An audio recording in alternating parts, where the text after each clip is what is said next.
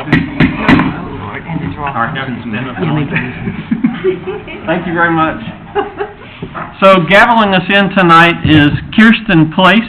Kirsten has been job shadowing me for the last hour and a half or so. She is Miss North Carolina Junior Teen, and I wanted to just give her the opportunity to do that, so thank you very much for allowing us. She will be helping us with one other thing tonight, and you'll see that in just a little bit. I'd like to call the meeting to order. Please join me for the invocation if you don't mind. God, we thank you for this opportunity to be here tonight. We thank you that you have created us, given us wisdom. We pray that you would continue to give us that wisdom tonight as we serve the people of Apex. Lord, we pray for those who are fighting overseas, or those who are protecting our freedom, or those who have done so in the past. We pray your guidance and mercy on them. Lord, we pray tonight that we work for the best and the good of the people of Apex. We thank you for all the blessings that you've given us. In Jesus' name we pray. Amen. Amen. Please join me for the Pledge of Allegiance. I pledge allegiance to the flag of the United States of America and to the republic for which it stands, one nation, under God, indivisible, with liberty and justice for all.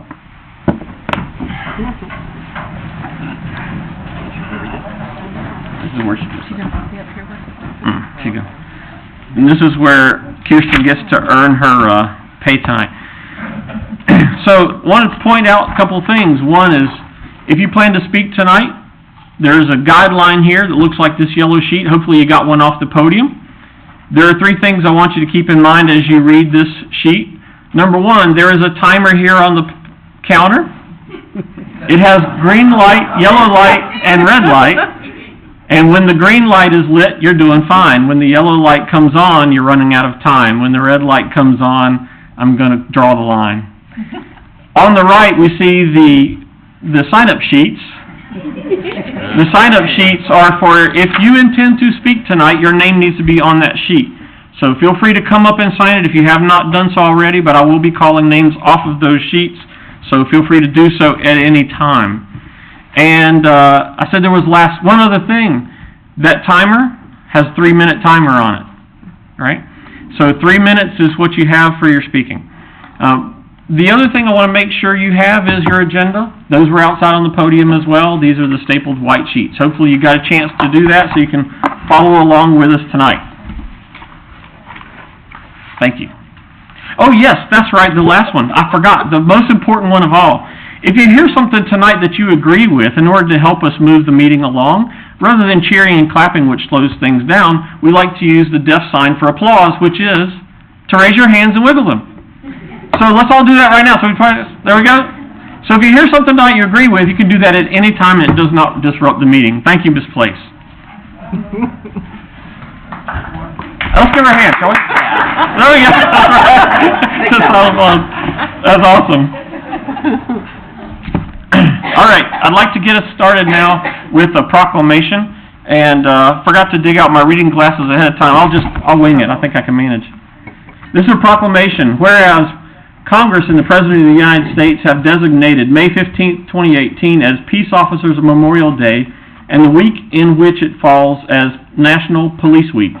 And whereas there are approximately 900,000 law enforcement officers serving in communities across the United States, including the dedicated members of the Apex Police Department, and whereas the members of our law enforcement agency of Apex play an essential role in safeguarding the rights and freedoms of our town, and whereas it is important for all citizens to know and understand the duties, responsibilities, hazards, and sacrifices of their law enforcement agency, and that members of our law enforcement agency recognize their duty to serve the people of safeguarding life and property by protecting against violence and disorder, and by protecting the innocent against deception and the weak against oppression.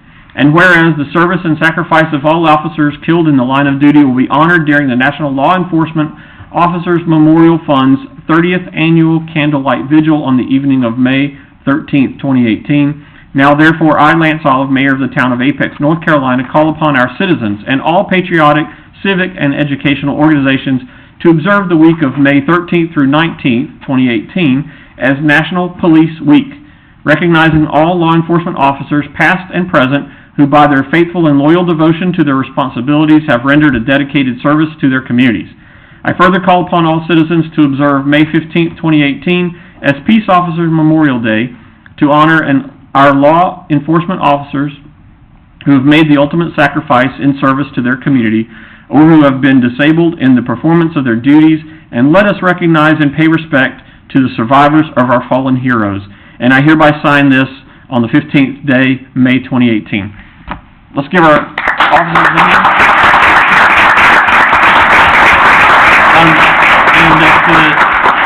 We'll get the chief and the officers to come up so we can present this. I'll come down there.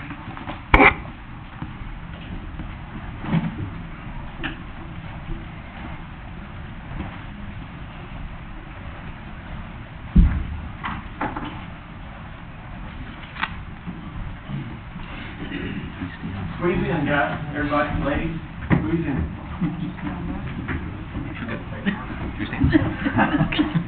Tommy White angle.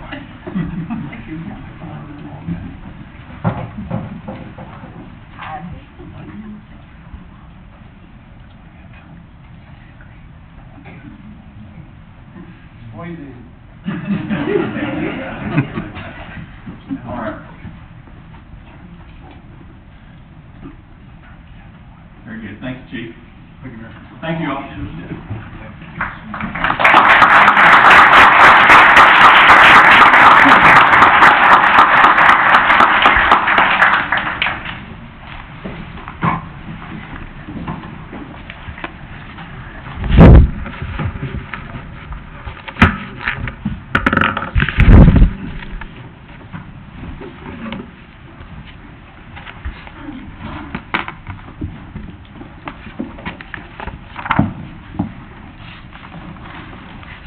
We now go to our consent agenda.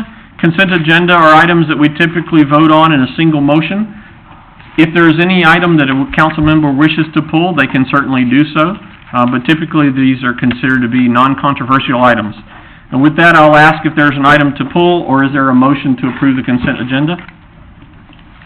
Make a motion to approve. I'll second. All right, we have a motion and a second to approve the consent agenda. Any discussion?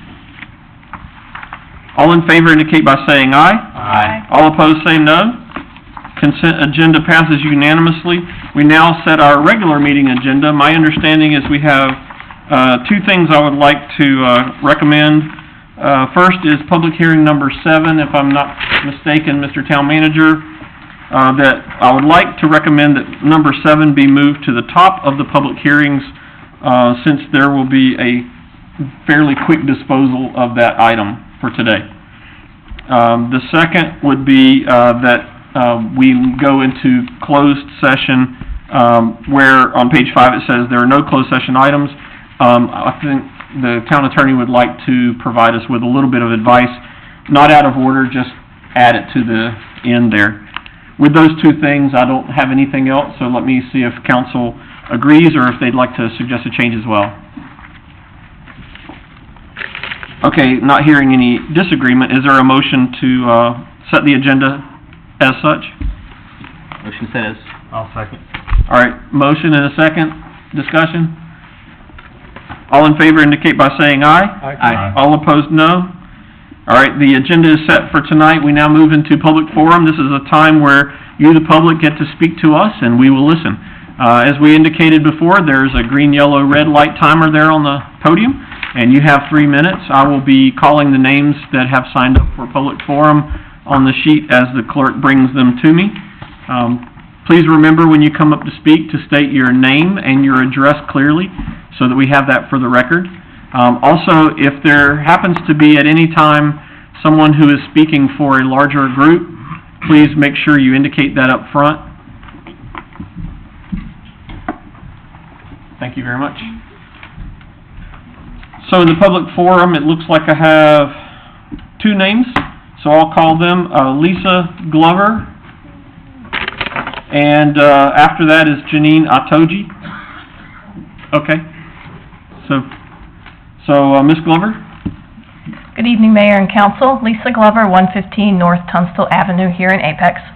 I'm here to speak about new business item number 2, which is the resolution to sell property. As you may know, that piece of property is adjacent to my house. I'm here tonight to ask you not to adopt the resolution. The piece of property does not meet lot size standards for lots in the small town character area overlay district, and in fact may not be a legal lot. And I ask you not to put that up for sale, as selling a lot that size is not in keeping with the spirit or purpose of the overlay district, and I think could lead to frustration for anyone who purchases it, and also to us as neighbors. If someone is allowed to build a house on that property, houses on small lots do have impacts on the neighbors. We have 3 houses on our street today that were built on non-conforming lots, and we are seeing impacts from parking and other things. I'd also like you to consider keeping it as open space. I think that was discussed a little bit at your last meeting. Don't know if you've had a chance to drive by. It is small, but it's a very nice piece of open space that adds a lot of benefits to our neighborhood. Thank you. Thank you, Ms. Glover. Ms. Satoji? And I apologize if I pronounced that wrong. That is correct. Is it? All right, very good. Hi, I'm Janina Toji. I live at 113 Lake Meadow Drive, which is across the street from the new business 2 property. I agree that it is too small property to put, I find it egregious to sell such a tiny piece of property with the intent of putting a house or something on it without fully mitigating the parking situation, whereas she said we have 3 houses. There's a Durham police officer who is in violation of parking laws here on that road. I don't see that problem or the traffic will be fully mitigated. I also think it brings a lot of impervious surface and will not benefit us environmentally. I think it brings down the us down a notch from Apex, the most livable city. You're making Apex not livable by doing this. Thank you. That's my opinion. Thank you, Ms. Satoji. All right, having reached the end of the public forum list, I'll now close the public forum, and we'll now move into public hearings. With that, I would like to move to public hearing number 7, and let me ask staff if they have a recommendation for number 7. Yes, we are recommending, due to the fact that it was continued per the request of staff by the planning board from yesterday's planning board meeting to their June 11th meeting, that it likewise be continued from this meeting to the June 19th town council meeting. All right, so the recommendation from staff is to continue this item to June 19th in order to allow the planning board to hear it in continuance on June the 11th. That's correct. All right, thank you. Is there a motion from the council? Motion to continue public hearing number 7. All right, we have a motion and a second. Any discussion on the motion to continue? All right, not hearing any, I'll call for the vote. All in favor indicate by saying aye. Aye. All opposed, no. All right, public hearing number 7 is continued to June 19th, will not be heard tonight. This now takes us to public hearing number 1. This is a possible rezoning, number 18 RZ08, the cemetery, and Lauren Staudenmeyer is presenting. Ms. Staudenmeyer. Good evening. This is rezoning case 18RZ08 for the Apex Cemetery. The property to be rezoned is adjacent to the Apex Cemetery and generally located near West Williams and Upchurch Streets. The 2030 land use map identifies park as a land use classification for the proposed site. This property, as well as the adjacent properties, are located in small town character overlay district. The property is currently zoned high density, single family residential. The adjacent zonings are to the north, conservation buffer. To the east, south, and west is high density single family residential. The applicant conducted a neighborhood meeting on March 15th, 2018, and a copy of the neighborhood report is in your packet. They are proposing to rezone the property to conservation buffer with a small town character overlay district. The proposed zone is needed in order to incorporate the parcel into the adjacent Apex Cemetery. The current zoning district does not include cemetery as a permitted use, therefore a zoning is required. Therefore, planning staff can recommend approval for rezoning 18RZ08. The planning board reviewed this item during the May 14th meeting, and they unanimously recommended approval with a 5-0 vote. I'll be happy to answer any questions, as well as the applicant. Yeah, I had a quick question. So, this little sliver is next to a notch, and there's something in between that is part of the other property, is that right?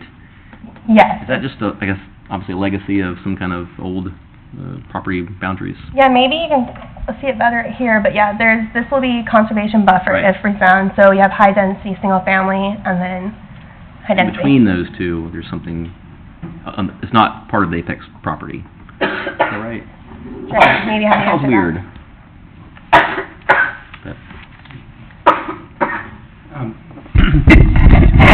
So the whole area, the area around it, so you've got a mix of the cemetery as well as other private property, and if you go over there, there's some private cemetery as well as the Apex Cemetery, as well as some unused land, and so the whole area is a little bit of a mix, but it's definitely all, basically, it's either cemetery or just undeveloped space, so it's hard to speak to exactly which little outcrop might be whose property or what's going on,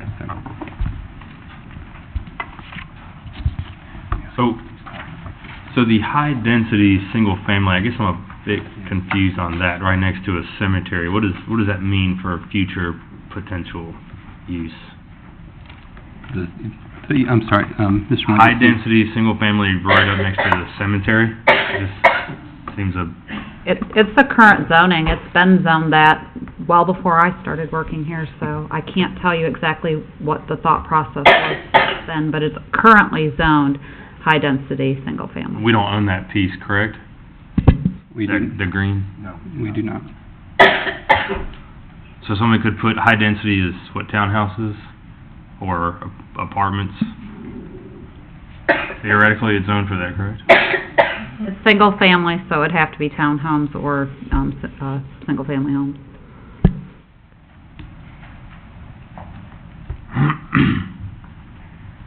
Any other questions for staff? All right, thank you, Lauren. This time I'll open the public hearing, and seeing that there were no one signing up for public hearing number 1, I'll also close the public hearing for further matter back to council. Is there a motion? I'll make a motion to approve. All right. All right, we have a motion and a second. Discussion on the motion to approve? All in favor indicate by saying aye. Aye. All opposed say no. All right, that passes unanimously. Public hearing number 2. This is 2030 Land Use Amendment and Rezoning 18 CZ 11. Shelley Mayo is presenting. Good evening. Let me get there. Here we go. This particular land use map amendment and rezoning case is located at 3005 Evans Road. As you can see, this is at the intersection of Evans Road and Walden Road. Just to give you an idea of where we are, this is the Madison subdivision, directly to the west. To the north, you can kind of see the road here, and to the east a little bit is Manners at Bella Casa. To the south along Hume Olive Road is where the high school and the middle school for Apex Friendship are located. The applicant is requesting that this be rezoned from rural residential to office and industrial conditional zoning. The 2030 land use map currently calls for this to be medium-density residential. Since office and institutional conditional zoning is not an approved district within medium-density residential, they are also requesting a 2030 land use map amendment to office employment.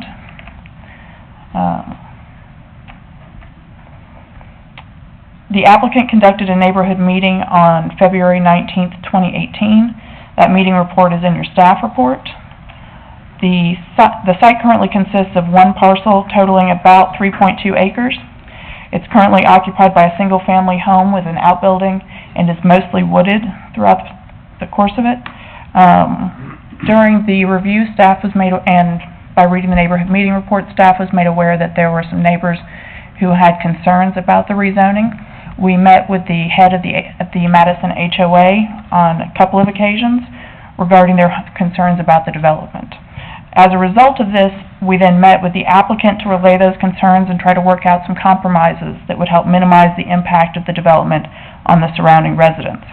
As a result of these discussions, the applicant actually reduced the proposed uses significantly, leaving only those that would, for the most part, blend in a little more harmoniously with the surrounding residential uses and have very low traffic impacts.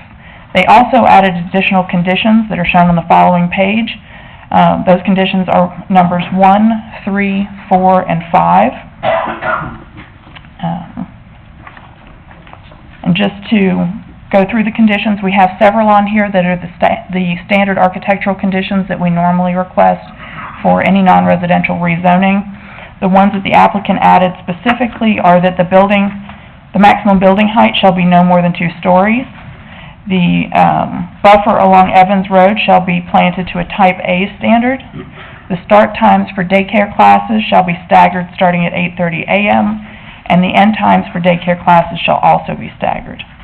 Planning staff recommends approval of the 2030 land use map amendment and the rezoning as submitted by the applicant.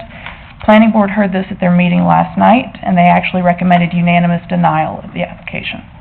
If you have any questions, I'm more than happy to answer them. The applicant is also here. Russell has a brief presentation about the traffic impacts, however, that he would like to give first. Before you sit down, Yes, sir.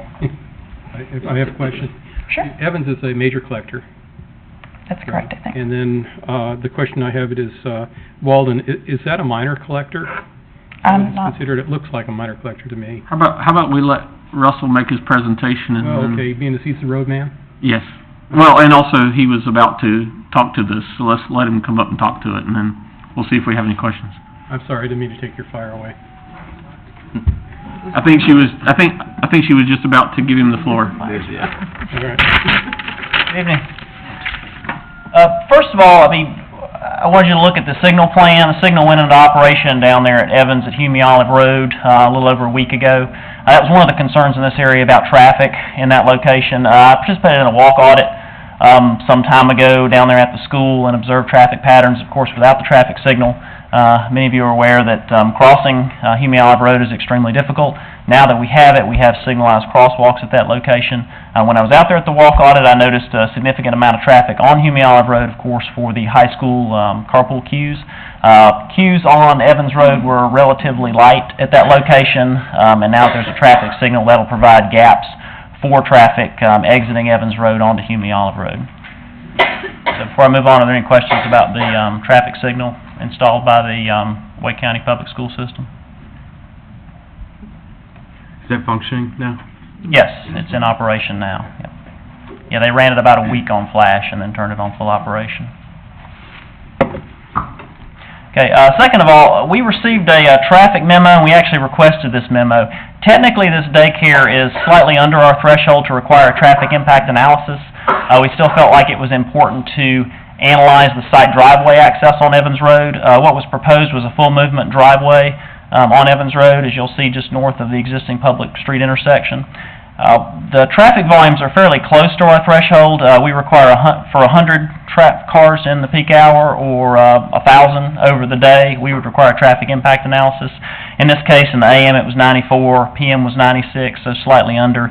Daily was 517, so comparatively, if you're looking at this, you know, it's peak hours are comparable to if you had a neighborhood with 100 homes, but daily is comparable more like if you had 50 homes. So traffic patterns for a daycare, you know, traffic generation is different than a single-family development, but that should give you some idea of, you know, the type of traffic that this proposed use generates. So if you look at levels of service, this is a full movement driveway on Evans Road. At their access, they're showing level of service C for their side street approach in the morning. That's well within our guidelines for that requirement. B in the afternoon. Again, that's the stop-controlled Minor Street. On the main line northbound, very little, if no delay, because it's free flow. Southbound on Evans Road, that would be the left turn entering the site. It's level of service A.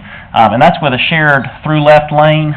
We did, based on the build-out traffic volumes for the daycare on Evans Road, recommend a left turn storage bay. As you notice out there, if you've been out there recently, there are no left turn bays for the existing public streets in that area. They were permitted prior to this increase in traffic on Evans Road. Again, it's not recommended based on level of service. It's not recommended based on necessarily the turning movements in and out of the site because they're relatively low for commercial use or for any kind of public access. It is recommended based on the based on the build-out daily volume on the roadway. DOT thresholds, and this is a DOT road, are 4,080 for a left turn lane. They typically use that guideline unless it's very, very low volumes for a turning movement. And in this case, their build-out are around 7,080 So the traffic generation for this development is 500 trips.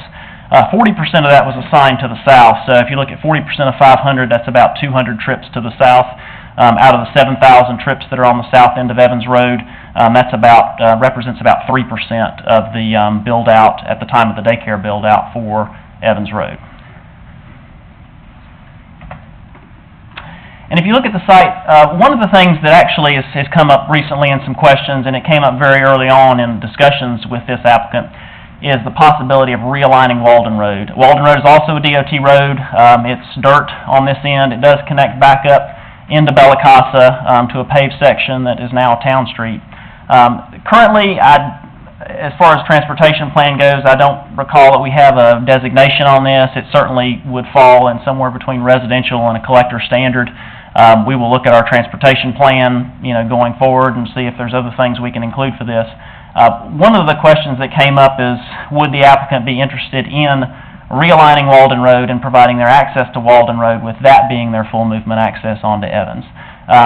We discussed that with the applicant enough to where, they looked into it, did not want to pursue it. There are a number of challenges with that, one just being the cost of realigning and improving an existing roadway. The other is it eats up quite a bit of the site down here. They're proposing RCA with this configuration. The other thing is that, you've got existing property to the south, and when you realign the roadway, you basically create this property remnant. So, without a recombination with the adjacent property, it makes access in there somewhat problematic. We all, transportation planning and engineering staff agreed that we think, for transportation connectivity, it's a good idea. But based on the proposed site driveway being acceptable level of service, provided they install the left turn lane we've recommended, and the fact that they've got existing public frontage on a paved road, we did not feel we could recommend or, in fact, require that they realign that roadway. But we did, again, feel like, from a transportation connectivity standpoint, it's a good idea. I think it's a good idea to put it on the transportation plan, but beyond that, I think the applicant would best address any questions about, what they've proposed in terms of their access and how they view this stretch of Walden Road.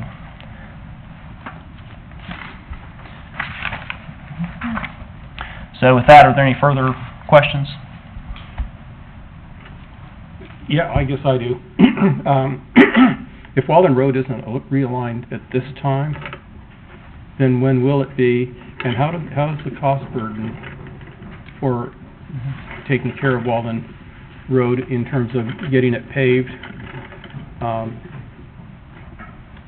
not against this development, but I'm troubled about Walden Road and the fact that it's a gravel road, and it does come in on an oddball manner. And I would think when we're doing a development at this point, now is the time.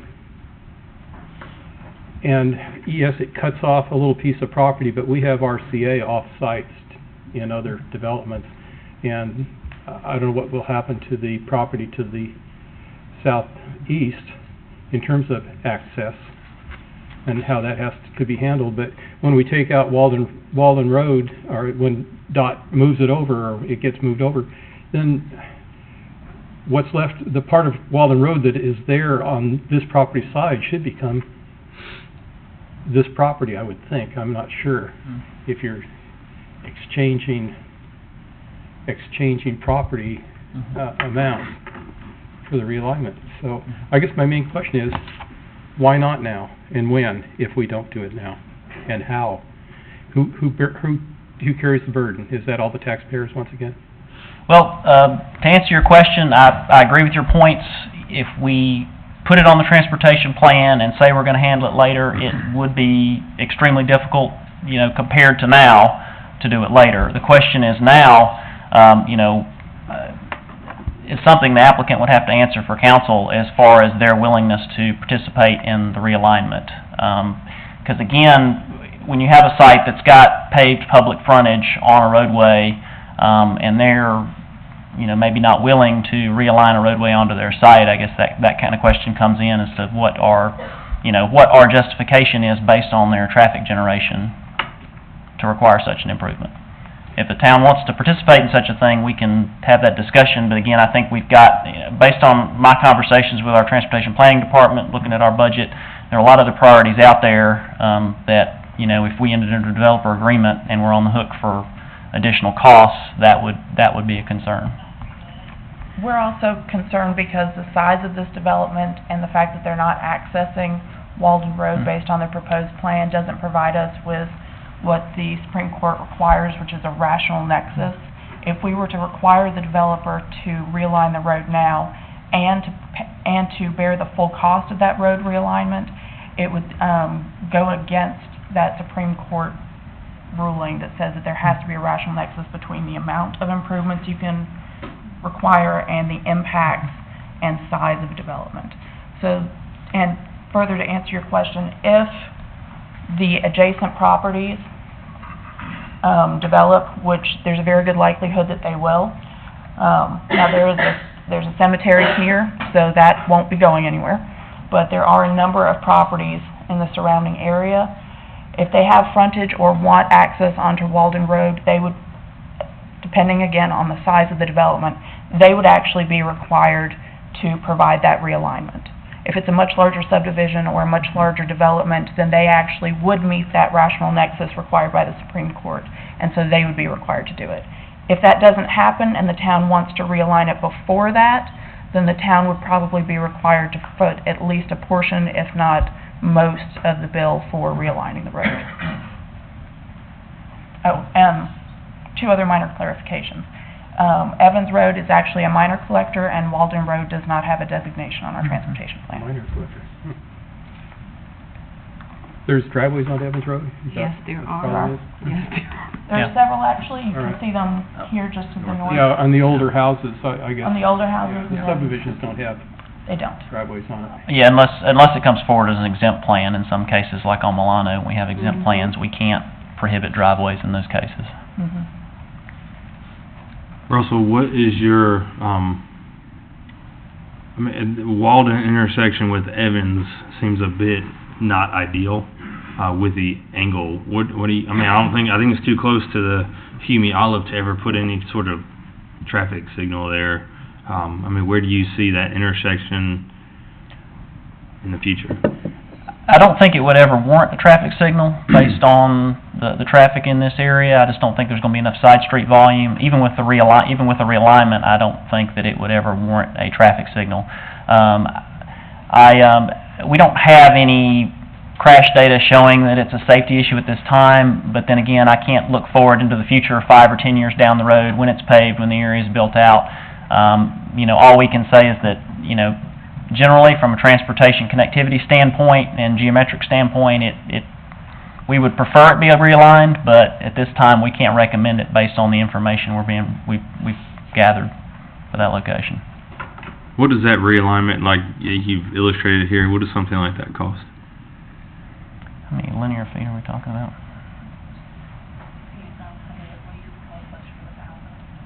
I haven't measured. Ooh. I hate to venture a guess, but you're talking $500,000 plus today's dollars.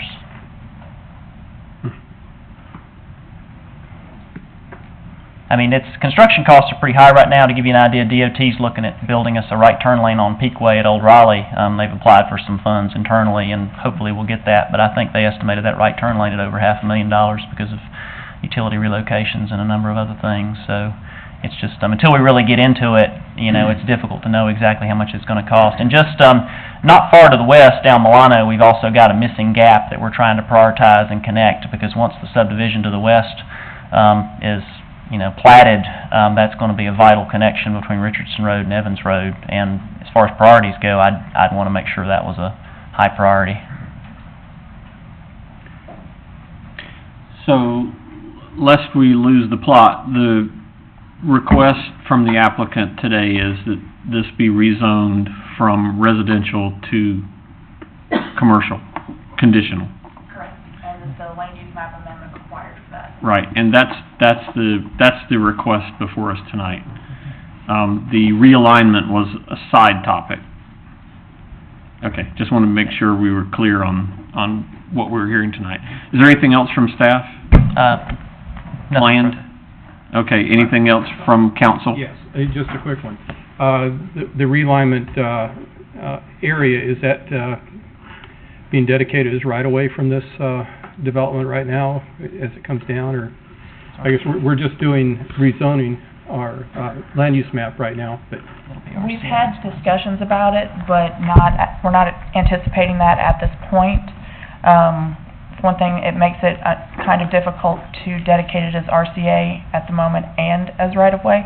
And the state has actually taken away our ability to get right-of-way reservations, so we no longer have that particular tool in our pocket.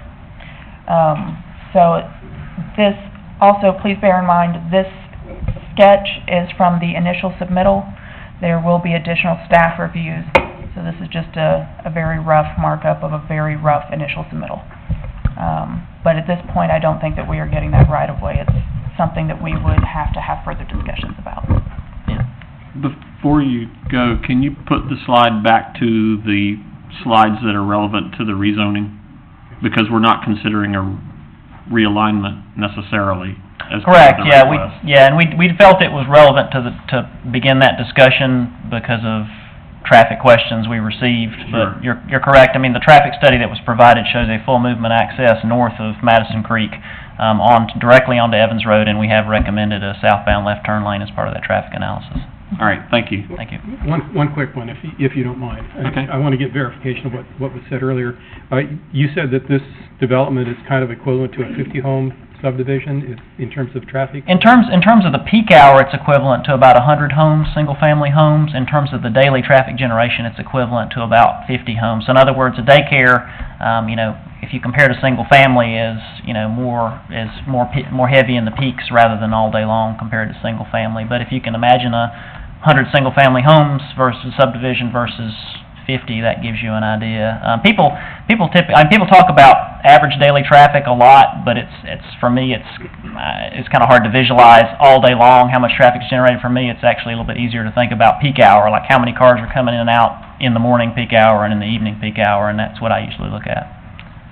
One point to make about that, the applicant did provide a condition that they were staggering the start and end times. That was an effort to try to mitigate the impacts that the daycare would have on peak hours.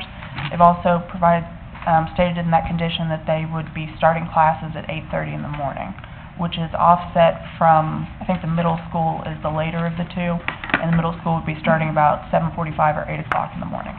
Do we know So the, you would have a gap. do we know the grade school start time? Not yet. Middle school is actually 8:15 start time. Thank you. I always get that backwards. But But we don't know the elementary school start time yet at do this we know if it'll be point. later or earlier than? It'll be later. It would be later. Later. Later. It's Okay. usually 8:45, around Okay. there. All of them are the same, right? Just about, there's some that are a little different. All right, let's move forward, can we? All right. This time I'd like to ask the applicant if they'd like to make a presentation, and typically we ask the applicant if you want to say something. We've got 9 minutes allocated for you, and then we'll give you a last word after the public hearing. Yes, I would like to speak, and I have a couple people who will be speaking. Okay, fit it into 9 minutes and you're good. Should we all come up together? Or? Yes, that's fine. That's fine. And at this time, I'll formally open the public hearing. Please identify your name and address. The town clerk will be running the counter. My name is Michael Delat. My address is 207 April Bloom Lane in Cary. All right. All right, thank you, Mayor, Council, for the opportunity to speak tonight. I'd like to tell you a little bit about our locally owned family business. Our center is run by me and my wife, two career educators. I was a former public school teacher. She's more the brains behind it, taught preschool, kindergarten, first grade, and did her PhD in early childhood research. The idea for opening our own preschool really started when we were searching for a school for our 2-year-old. We took lots of tours, looked at a lot of different centers, but just didn't find what we were looking for. Wanted a place where kids were excited, where we could tap into that natural curiosity. And we just, it didn't exist in the Cary-Morrisville area. Sorry, I forgot I have to operate that. Our school is unique in many different ways. Our curriculum is developed on-site to meet the needs of our clients. We use project-based learning, which is very different rather than getting a prescribed curriculum. Since we opened 8 years ago, we've grown from 2 classrooms to 7. All of our classrooms now have significant wait lists to join. And so when we're looking for a second site, we want to make sure we had the right fit. We looked for a while, and then when we came across this Evans Road site, we knew that it was a natural fit with what we were looking for. This area has many families with young children. The area values education and is close to top-notch public schools, and there's a shortage of high-quality preschool services in the area, as well as limited child care options. So when we talk to neighbors and to the planning committee, it seems like everyone is in agreement that there is a need in this area for a service like ours. The biggest fear was the traffic. And so, I get that. I taught high school, so I know at 7:25 everyone's racing to get in, and I know middle school is opening, so I understand where their fear is coming from. But the data from our site, from operating our facility for 8 years, does not support this fear. If you look at the impact, today I was out there, I've talked about this, but I wanted to provide data tonight. There's no overlap with the high school. 7:30 we had 0 cars in our lot, 7:40, 7:50. Even middle school, it was a parent conference day, so there were a couple extras, but between 8 and 8:40, I think we had a total of 18 cars in that 40 minutes entering our parking lot. This shows you there's no impact on the local roads from our site. Even when our parking lot's busy at peak time, you're looking at, I think, between 9 and 9:10, we had 27 cars entering. There was heavy volume in the parking lot, but in the street outside it, there wasn't anything. And that's, a typical day. So for thinking about families in this area, most child care facilities in Apex are at least 10 minutes. There are a couple that are closer, at least 3 miles away, and they don't offer the same services that we do. So we're having families who are using Apex roads are going to have to, they're going to go to preschool, they're going to go to a child care facility. So if we don't have something right there, it's going to put extra burdens on those roads and cause extra traffic and pollution. And there's just so many benefits. I have 3 small kids. Time is one thing young parents just don't have enough of. And 10 minutes might not sound like a lot, but if you add that up, that's 20 minutes a day. People that are working from home or, stay at home during the day, they're going back and forth, that's 40 minutes for families. Looking at the financial benefits, this will help the tax base here. It'll be a job creator. In 2018, we had 39 employees on payroll, 7 interns. The extra cost of commuting, extra 5 miles a day, using AAA numbers shows $1,065.60 if you're doing 2 trips. If you're doing 4, it's over $2,000. There are social benefits. I think our children benefit tremendously academically from what we provide with our project-based curriculum. We've worked with the neighbors to stagger our start times. We don't have a carpool line. We're going to see 75, 100 cars lined up. We've put in a significant buffer so they can maintain their privacy. And we have a site plan that we're working with them on. But we want this to be where our families live. We want it to be convenient. We want them to have that access to high-quality early learning.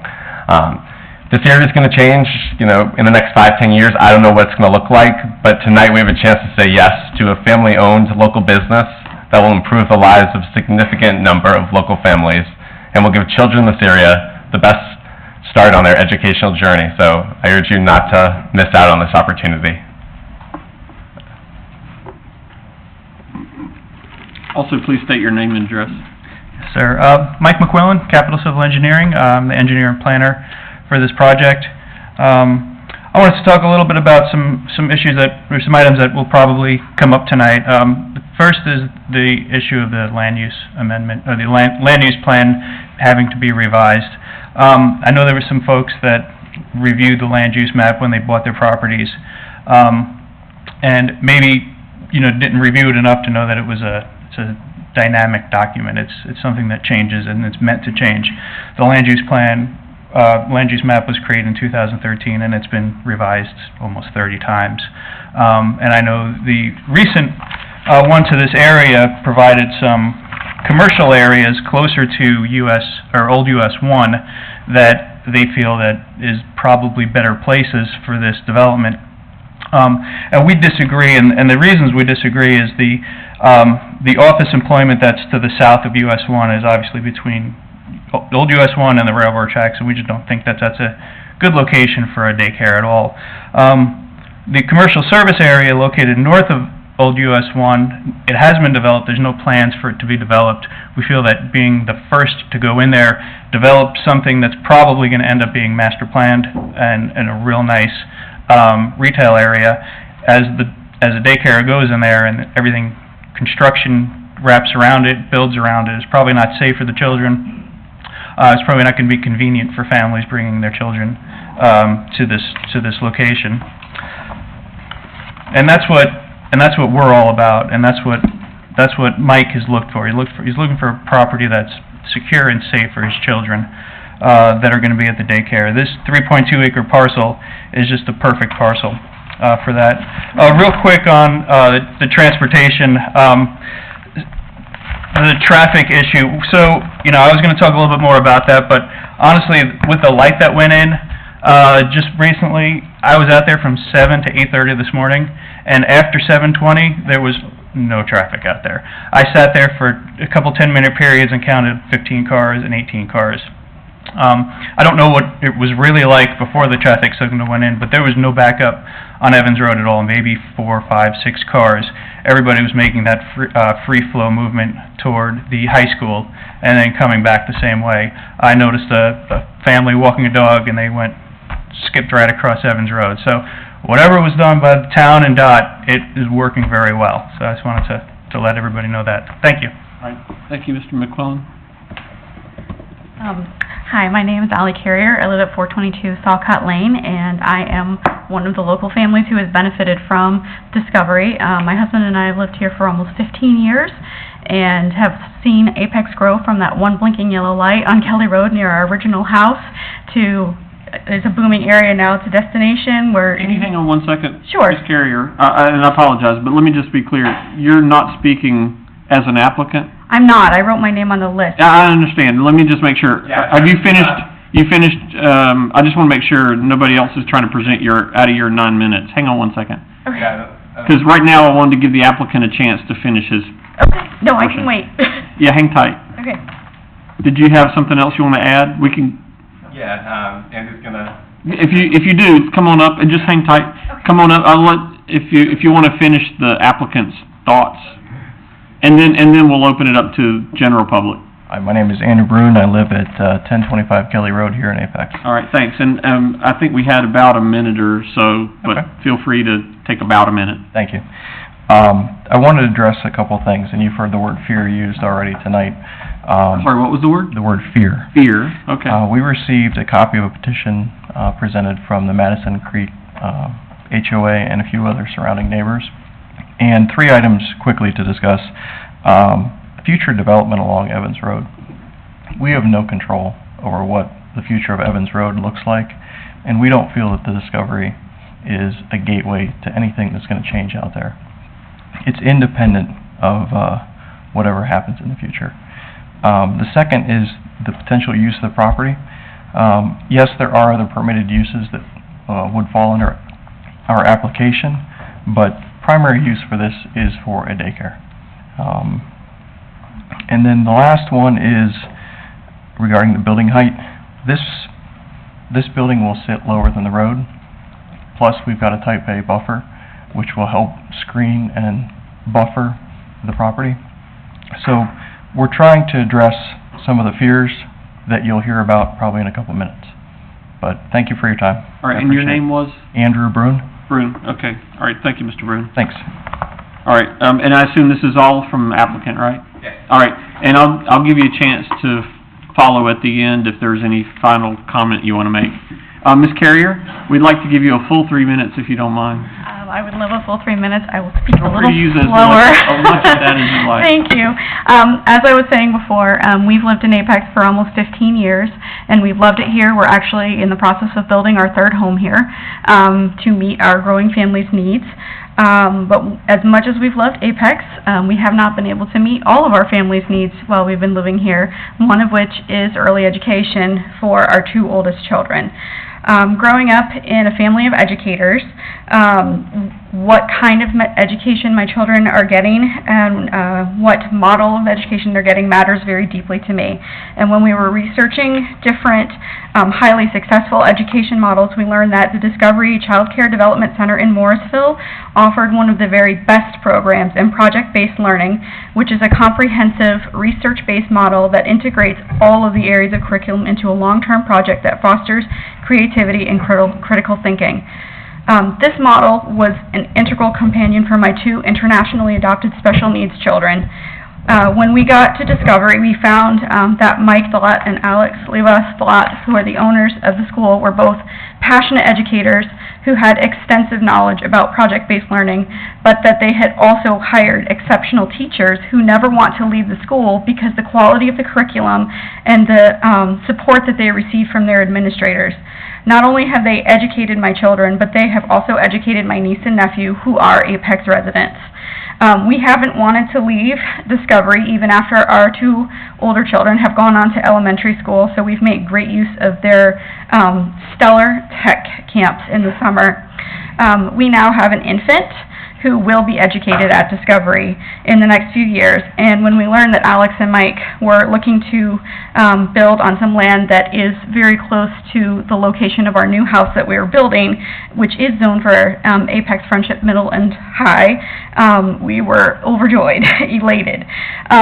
We believe that having this preschool in our community would be a crown jewel to all of the things that are available in Apex. There are no other educational opportunities close for this particular model and of this caliber, and we think it would be in the best interest of the families to have this option as available for the families of the town of Apex, and to keep those private early education dollars in our town. Thank you. All right, thank you. And did you say you live in the Madison Creek, or? I don't. I live next door, currently. Oh, you're here? I live right here, I see, right now. okay. But we're building a house at Jordan Manors. I see, okay. So which is very new development, and so we will be closing on that property All right. in January and February, so we'll be totally rezoned again. Thank you, Ms. Carrier. Sure. Got it. All right, Mark Steele, and you've checked that you represent a group of 4 or more who are present, so let me see a show of hands. If Mark Steele is here speaking on your behalf tonight, please raise your hand. All right, thank you. Shelley, can I get back to your map? Sorry. That's okay. So Mr. Steele will get a 9-minute time slot representing a large group. And did the clerk pass out the 2 petitions that we had? It's okay if you want to pass those through. Yes, ma'am.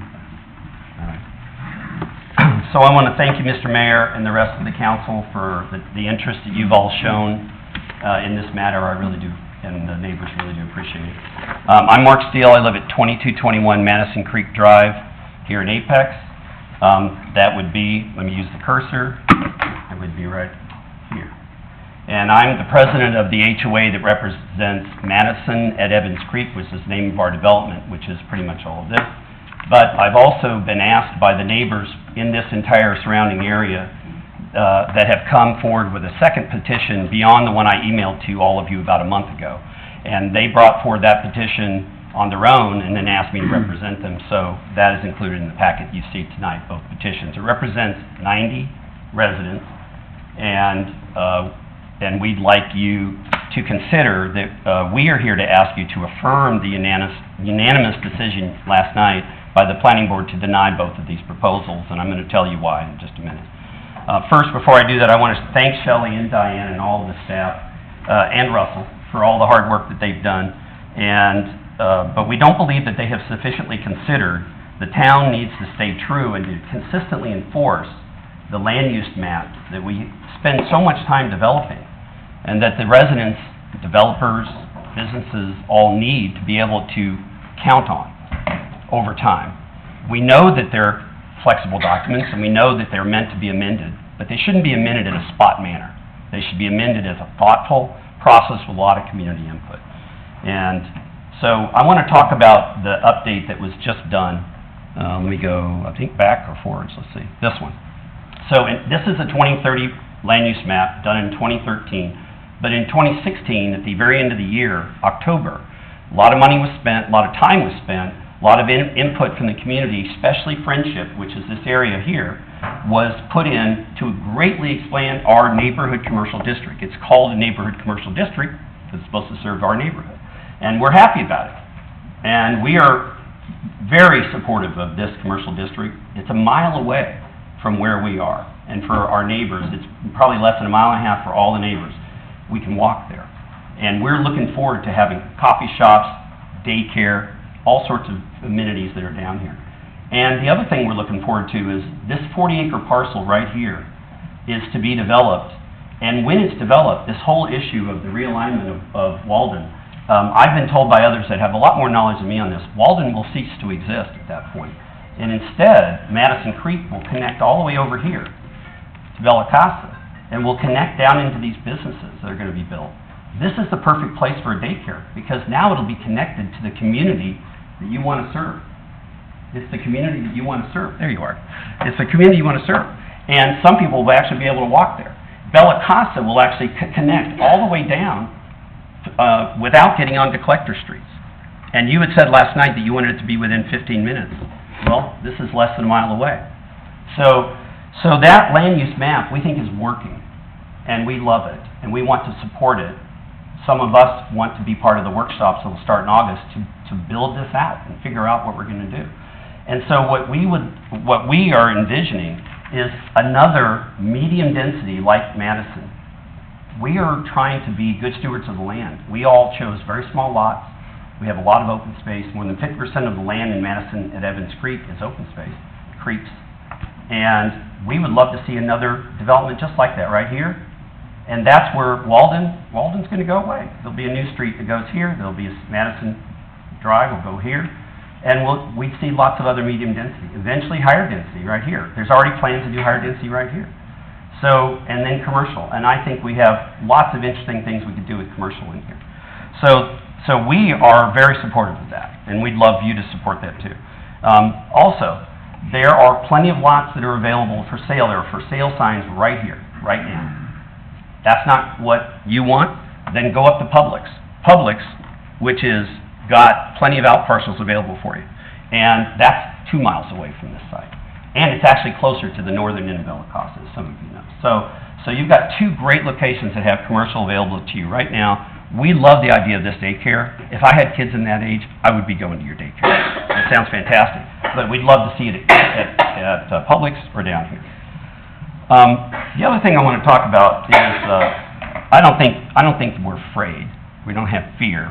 We have a vision. We have a positive vision of what we'd like to see. A lot of us in the Madison and Evans Creek are new residents. Most of us moved here in the last 2 years. We had a lot of places we could go. We chose Apex. We chose Apex because we did our due diligence. We listened to your meetings. We read the minutes of your meetings. We looked at the news reports. We followed the election. And then when this council came in, we looked at that and said, this is the kind of place we want to live, and we want to support your agenda of smart growth. And we think smart growth is represented by this, and we'd like to see it happen. The other reason that I think we should follow this plan is that there was a reference made to Councilwoman Dozier's walk audit. That walk audit is still in need of improvements. The light has made it better, the middle school is yet to open. The middle school entrance is right here.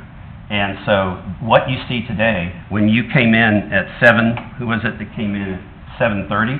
The high school had already started, right? The middle school would be backing this up. Also, if you go down and walk around this intersection like I have with some of you, that you'll see that that crosswalk that's there is a disaster waiting to happen. You've got a crosswalk of Fumi Olive, and then it continues unlighted across the free-flowing right-hand turn that goes to the high school. And we watch these high school kids rushing down late to class, and anybody using that crosswalk has got to watch out. Okay, so that is number one thing that we need to think about. Also, the conflict of the people coming straight down eventually into the middle school, people turning right to go to the high school, people turning left to get down Fumi Olive to 540. There's a shared storage space right there, very short, and we see it. There's conflict of people trying to turn right but can't because they're backed up between people turning left. So there's issues that still need worked out. If we do spot development, there's no money, as you just heard tonight. There's no money to fix those problems. But if we do a big development and we do something visionary right here, there's going to be plenty of money. And the money is going to come from developers, it's going to come from the state, it's going to come from the school district. It might come from the town, but it's going to be spread out in order to solve these problems. So I know you're going to think about voting. We'd like for you to consider, as you think, being consistent with this long-term plan that we support, protecting and improving our existing residential area, preventing adverse impacts to this local situation, and also think about what signal you want to send to the community, to all the community, developers, residents, with this. Do you want to approve something that really jumps out and is an island in this well-planned, thoughtful, with lots of community input? Or do you want to maintain what it is, medium density, which flows right into all of this? We thank you for your time, and we thank you for the interest you've shown in our neighborhood. All right, thank you, Mr. Steele. Having reached the end of the list, I'll close the public hearing, but I'd like to give Mr. Delott one final word. If you've got less than a minute's worth of follow-up, feel free, Mr. Delott. Yeah, I would also like to talk to the board members and mayor about the message it also sends, because I think we are a community that supports families, that has a great need right now, and we want to fill that need. We don't think of us as a spot island. We think of something that will support this community, that will blend into this community. Every week I have families that come and tour, and I constantly I'm so glad I'm looking at a house right down the street. It's going to be so convenient for us to be able to get to preschool early, else my child won't fall asleep in the car. I might actually get 10 minutes to myself. And so I understand if, we're a type of business that's going to be very disruptive to a neighborhood, but there are going to be so many kids that are going to benefit. Each year, when we have 100 kids, think of that over time. Think about how many families will have more time together, will have more times for the things they want because we're there, because your schools will be better because we're there, your communities will be stronger. All right, thank you, Mr. Delott. All right, this time I'll refer the matter back to council for discussion leading to a possible motion. I'll start. I am very concerned about traffic. So right now, with just the high school open, obviously there's not going to be a whole lot of overlap for traffic. The middle school is going to be opening, and with the start time there being of 8:15, you've got, if you're basically waiting until 8:30, you're going to have people parking on the side of the road or staying there until you open or until you drop your child off there. It's going to increase traffic exponentially in this area. I like the idea of commercial bringing businesses, but I think this is not the right place for this. All right, thanks. Any other comments from council? I can go next. I appreciate, your preschool model more so than the daycare model. I remain concerned, and so some of the things I wanted to note, we're So one of your clients who spoke very eloquently about your service mentioned about the camp. And so I did wonder whether, right now you have, a start time you're talking about, but are you going to expand maybe once the elementary school opens, are you going to do before and after school care? Are you going to do camps? And those are all things that parents want that I wanted also. So I just think that that's something to think about. This group has to think about whether your times may change because the needs of your clients may change. And so that's one thing. The realignment is an issue. I've walked it, looked at it, sat and, watched people. And you're right, the middle school, around that time, the middle school's not open yet. And middle schoolers don't drive, but you have staff and faculty and visitors. And so, and then as this area improves or develops, you're going to have more people that are driving there. The light is helping, but it's still a rural, and the nature of the road is very rural. And there are a lot of children who don't have bus service. This is another issue. So we have all these issues that you didn't create. But so we're going to have more walkers, unfortunately, that I'm concerned about. So given the realignment issues, the current nature of the road, transportation issues that we need to figure out with other levels of government, I can't support this lovely business in this location at this time. So I'll go next. So I think the daycare seems like a great thing you guys having going on in Morrisville, and I think daycares and preschools in general are really nice to have near neighborhoods because, especially if you can walk to them, because it's not driving cars, it's helping the families like you said. So I think, and on that triangular piece of property, I think homes would not do very well there because they're kind of out there in the middle of a kind of a major intersection. That being said, I think as it's developed, you're kind of locking us into this traffic configuration that I think is going to become a bigger and bigger problem as more of these houses are built. And I just think that's a deal breaker for me, that it needs to be part of a more holistic development connected to the Madison Creek Road. And I really hope you guys can find a spot there, because I think daycare in this area is definitely needed. Do you mind if I ask one more question or make one more statement about the time? And you mentioned the 8:30 start time. That's sort of a late time to drop a child off for people who work outside the home. So I just feel like this 8:30 time is not going to be what your clients need. If you're not working at home or close by, and most people are not working in Apex, dropping a child off at 8:30, they're going to need you earlier than that. So I don't think that time is actually realistic. I agree. As a working mom, I would need to drop my child off at 7:30 in the morning pretty consistently in order to get to work, which I work in Morrisville. So it is just, I agree. So I guess I'll go next. I've thought a lot about this. I don't think medium density residential fits well in this area. Medium density residential brings more people and more traffic and more cars.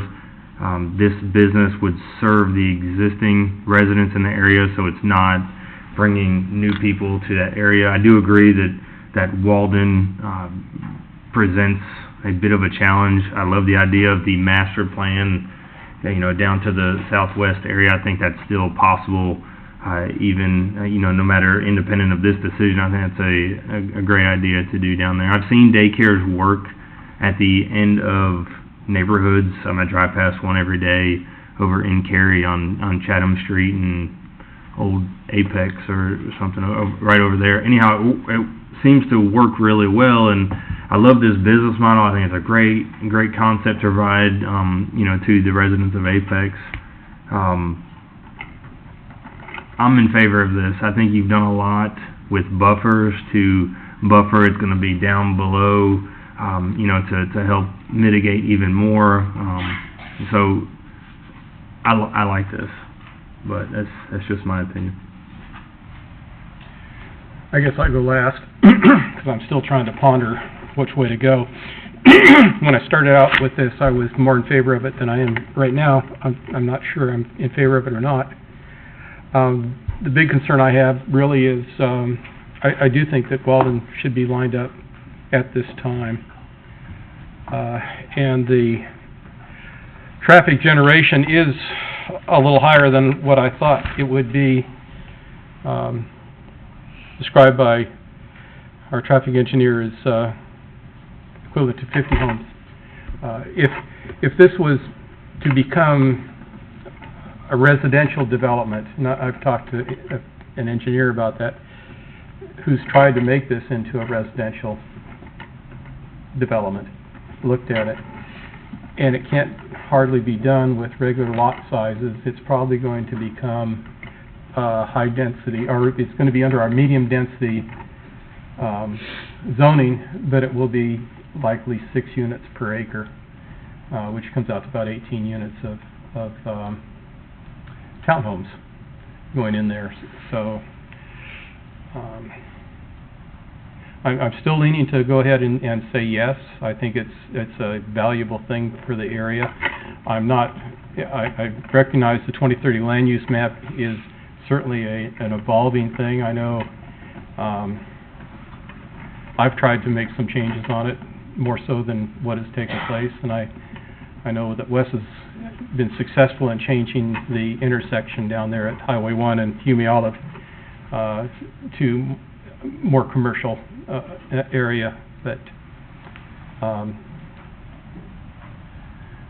I think overall that this would be a benefit for the area, and if this goes as it looks like it will not make it, judging from what others have said, then what goes across Walden Road, it's going to be even more housing. That's what's going to be there. It's not going to be mixed use in all likelihood. It's just going to be a continuum of what we've got. And I know everybody likes to have right alongside of them exactly what they are. And Abington is a good example. I recall there was a commercial area in there and they couldn't wait to get rid of that. There's a little notch out there along Kelly. And when they got what they got in terms of housing, I've been told they're really not happy about it. Now, when it was commercial, they were going to get a 40-foot type A buffer, similar to what this is, and now they get to look in everybody else's backyard, which is quite a bit not as pleasant as type A buffer. So I'm going to vote for this, I think, and with some reservations, but you got to make a decision. So, yeah, so with that, I mean, I think there's some other uses that are on there, like botanical gardens. I mean, there's other things on there, but I'm going to go ahead and do a motion to deny. Okay. Second. Okay. All right, we have a motion and a second to deny. Well, if I may, okay, we're going to... Yeah, we're going to discuss the motion. I do agree with you. I meant to bring up the other uses that, if we did decide to go with this, and obviously I guess we're not, like vet clinics, office and business, I don't think that should have been there. Real estate sales, that should not have been there. But there are other ones. There's certainly a nursing and convalescent facility. Those folks don't get out on the road hardly at all. And you know, even drop-in short-term care, botanical garden, I haven't seen a lot of highway and a lot of trees driving. Community garden, what, yeah. Yeah, so there's a lot of good uses. There's about 4 that shouldn't be there. And I recognize where this is going to go, so I won't belabor the situation, but I think this could have been slid in nicely, and would have been a better thing overall, even for the local residents. Okay. All right. And before, if there's no other discussion on the motion, I would like to just ask Shelley, if you don't mind. I think you mentioned earlier planning board's results. Can you remind us those again, and what were the objections that they stated? You should have a copy of the planning board report to town council in front of you. Mm-hmm. But planning board unanimously recommended denial. They recommended denying the 2030 land use map because it wasn't consistent with the surrounding area, and it was recently studied and designated as residential within the last couple of years. They also recommended denying it the rezoning because It's surrounded on all sides by residential and is inconsistent with the existing surrounding land uses. So those were their two primary concerns. All right, thank you. All right, with there being no further discussion, I'll call for the vote. All right, all in favor of the motion to deny, please indicate by saying aye. Aye. All opposed say no. No. All right, I count 3-2 in favor of denial, so that motion, the motion to deny passes 3-2. All right, that brings us to public hearing.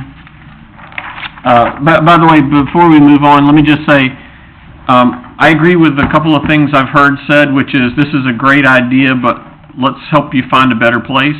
And I think if we can work with staff to help identify some better places, we'd love to try to do that. It's not the use, it's the location. That's what I've heard consistently. Thank you. And I'll pause for a moment since it looks like we're having a little departure.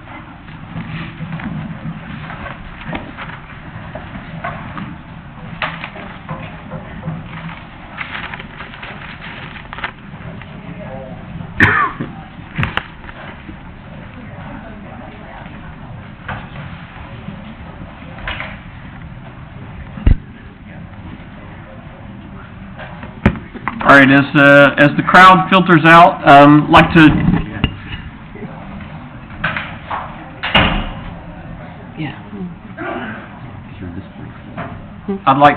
get started, but I'd like for everybody to be involved. Can you free up our staff, sir? Thank you.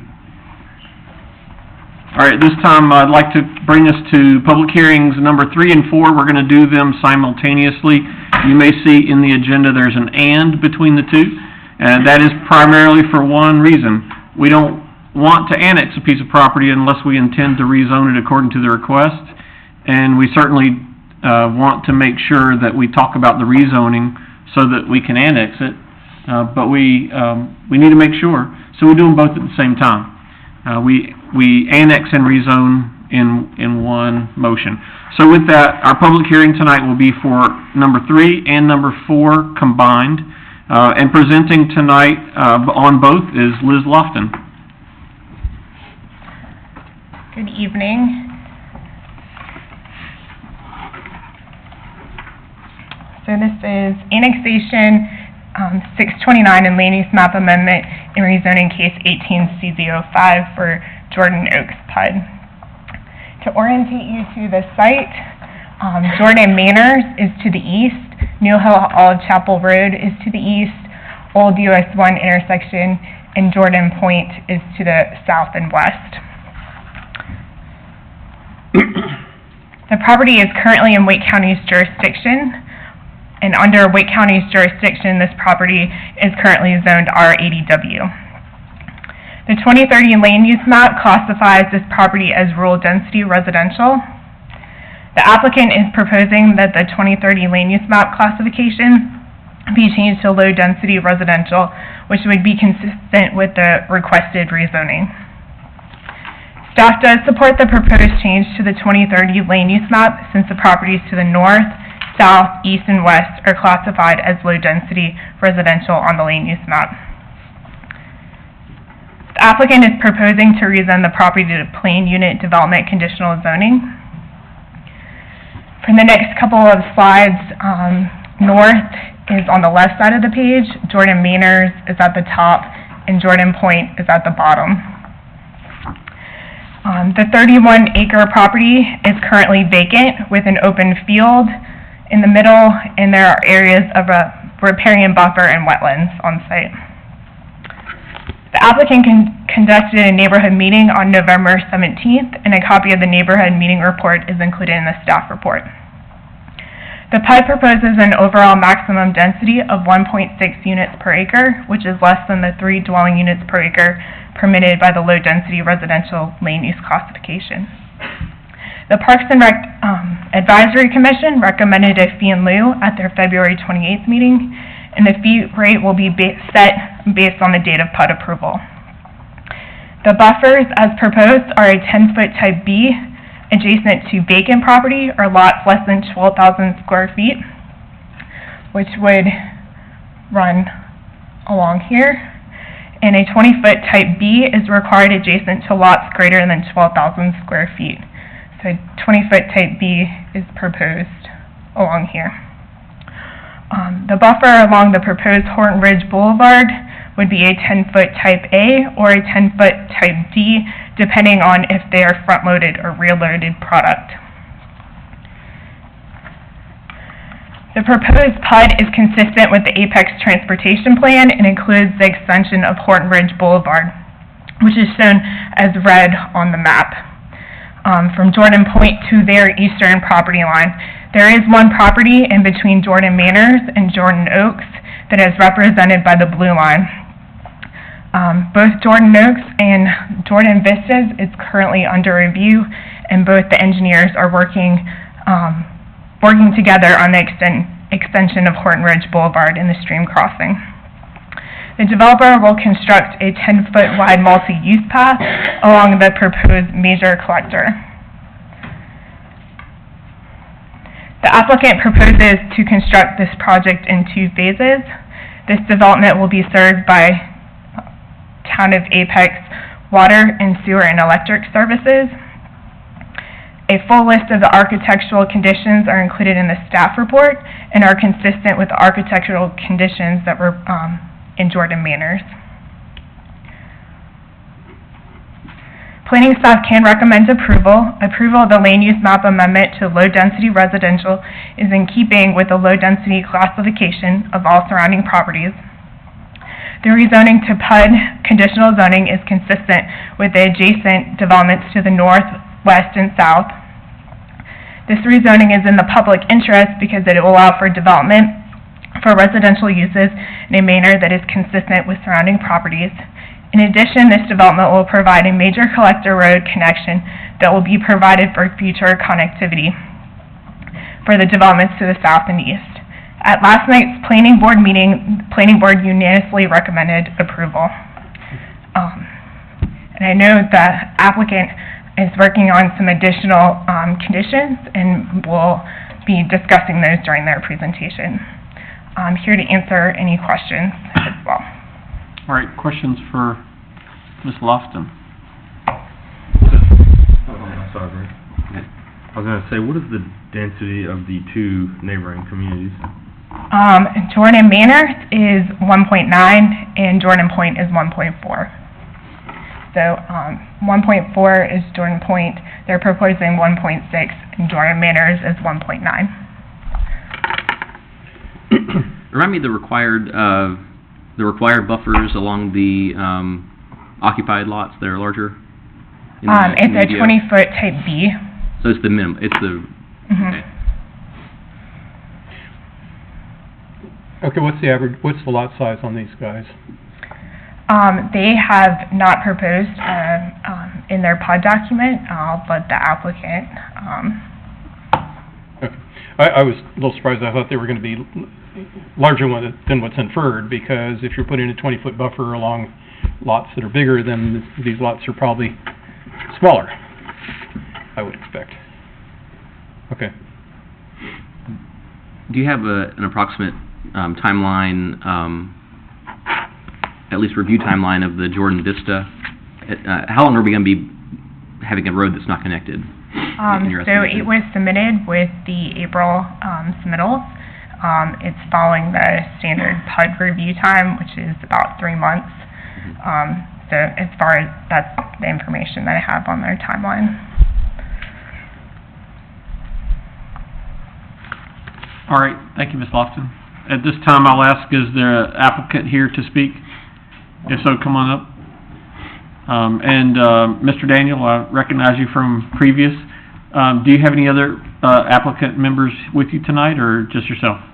Just myself, All unless right. you have questions. All right, so if Mr. Daniel, if he would like 9 minutes, feel free to state your case. I'll formally open the public hearing, and then we'll have others follow you, sir.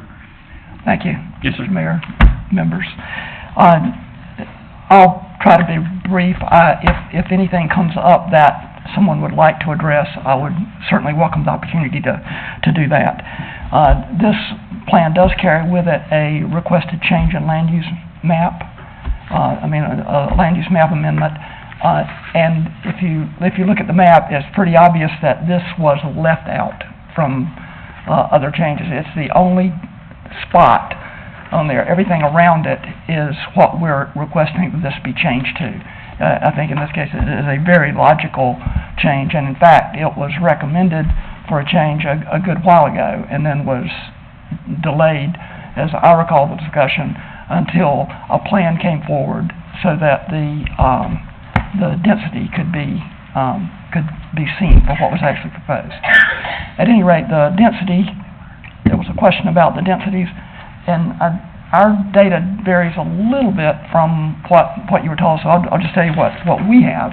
We have that Jordan Point is 1.5 units an acre.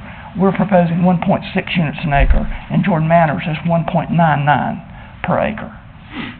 So those are the densities. We think that density transitions very well between the developments.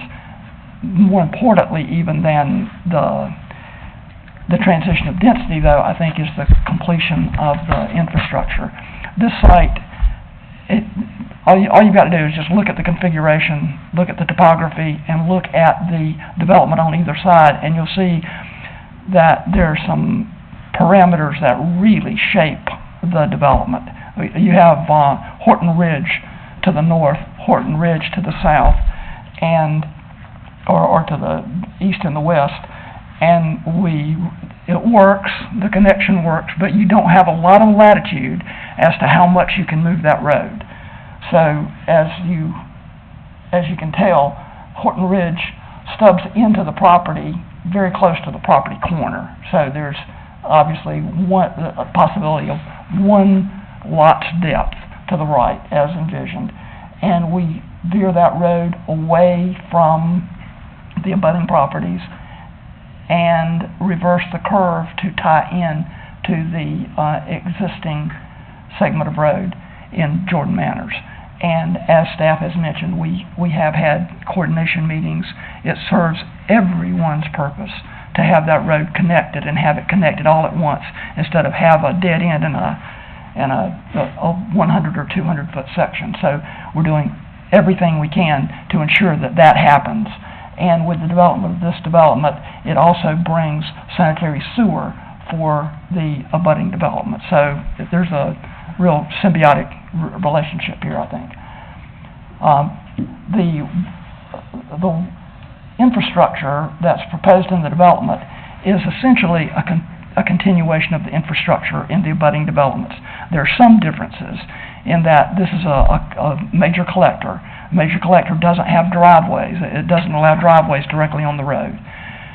We have one tier of lots, but those lots do not have access directly onto the road. There will be a private drive, not a roadway, but a private drive that will be on the far side of the street buffer that the lots in this location will connect to, and then those lots will access the street at two points of access.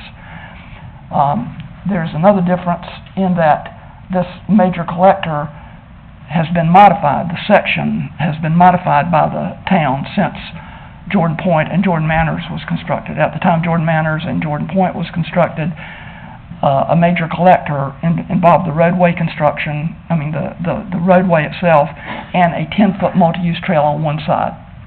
They've since modified that, and it stayed the same, except they added, in addition to the 10-foot path on one side, there's now a sidewalk on the other side as well. And so we've incorporated that into the plan. So as you drive from one neighborhood to the other, the one distinguishing characteristic is going to be when you come through Jordan Oaks, there will be a walk on each side. But other than that, the buffers along the streets will be the same in the developments.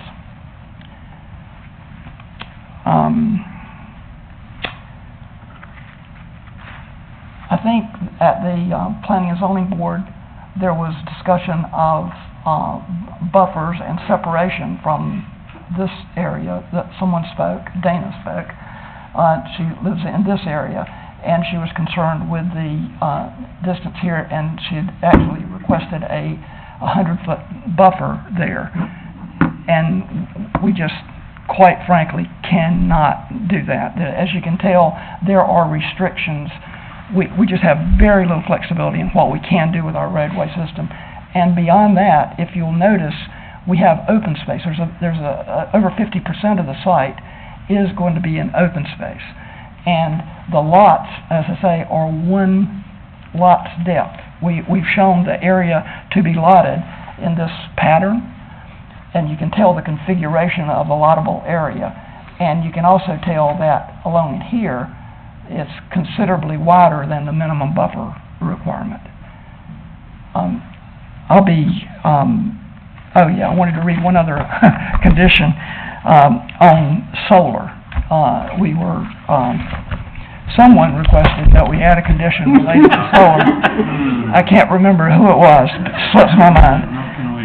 And I need to, so we've drafted one, and I need to make a modification because it came in very late here, and I shared it with the staff. So I want to read this into the minutes, and I need to eliminate let's put it this way. I'll read the condition as it is, and I'll express our willingness to eliminate a sentence that staff has deemed would be inappropriate because of unenforceability. The condition as proposed is solar condition. All homes within Jordan Oaks will be designed and constructed to include pre-configuration measures for future installation of roof-mounted solar panels. Each model home constructed within the project shall include installation of solar panels and power system of at least 4 kW capacity. And we have, in the original condition, educational and pricing information for such solar systems shall be displayed within the model homes for consideration by purchasers as a construction option. That sentence has been flagged by the staff, and they've asked us to eliminate that. Now back to the remaining part.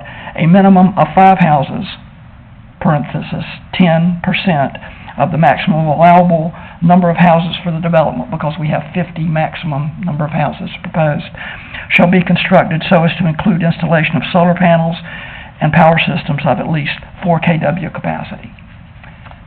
And I would be glad to answer any questions if I could. Are you offering that as a condition? I know. We are offering that, we're offering that condition, and I need a little advice here. Right. We are willing to have the condition stand as submitted, but we're also willing to modify the condition as staff has advised because it's unenforceable as it is. Right. So either way, if we could get some nod from preference from the legal department or I think, I don't know who pushed this thing, but I would vouch for the legal department with respect to the educational aspect of it and leave that out. In terms of materials? In terms of materials. In a sales office? I know the developer will do that anyhow, but it doesn't have to be written in. Okay, so without objection, then we'll allow that clause to be removed as not enforceable with the understanding of the request being out there. Okay. With that, and I thank you for offering that condition, and staff has that in writing. Okay. So with that, thank you, Mr. Daniel. I would also like to now open the public hearing for others who have come to speak. I see Colin Davidson. I'm just here to... All right, thank you. I'll reserve that in case you have a very specific answer to a specific question. All right, Emily Webb. And please state your name and address, Ms. Webb. My name is Emily Webb, and my address is 3508 Johnson Grant Drive. And we back up to where the new neighborhood is going to be. And I know that they said that Dana requested a 100-foot buffer of trees to separate the neighborhoods. And the gentleman who just spoke said that they cannot do that, but I was wondering how much of a buffer could they give us? Could they give us any more than a 10-foot buffer? I think separating the neighborhoods would be very appealing. A lot of people are moving out to the New Hill area because they want more property, more privacy, and more wilderness, and if you're cutting down all the trees, you're getting rid of that, and it's just not as appealing. And lastly, right in this area, it's a wetland area, and my understanding is there needs to be a 100-foot buffer around the wetland area. And if you look down into these woods right now, you can see pink ties marking off where the wetlands are. And I'm wondering if that including the buffer, or will there be a buffer beyond that? And then if there is a standard buffer, whether it's 50 feet or 100 feet, is there also then that additional 10-foot buffer he's talking about? And I just want clarification on that. This gray area, I'm understanding that all those trees are going to be cut down here, and it's going to be open space. And I'm not quite sure why they would cut down those trees and make it an open space. So I'm just wanting clarification on some of the plans and just asking for more trees to be saved. All right, thank you, Ms. Webb. And just so you're clear, we consider these rhetorical questions, but we certainly can take over any of those questions that we want to as council and pose them potentially to staff. Okay. Thank you, Ms. Webb. With that, now I'd like to bring Dana Stevens.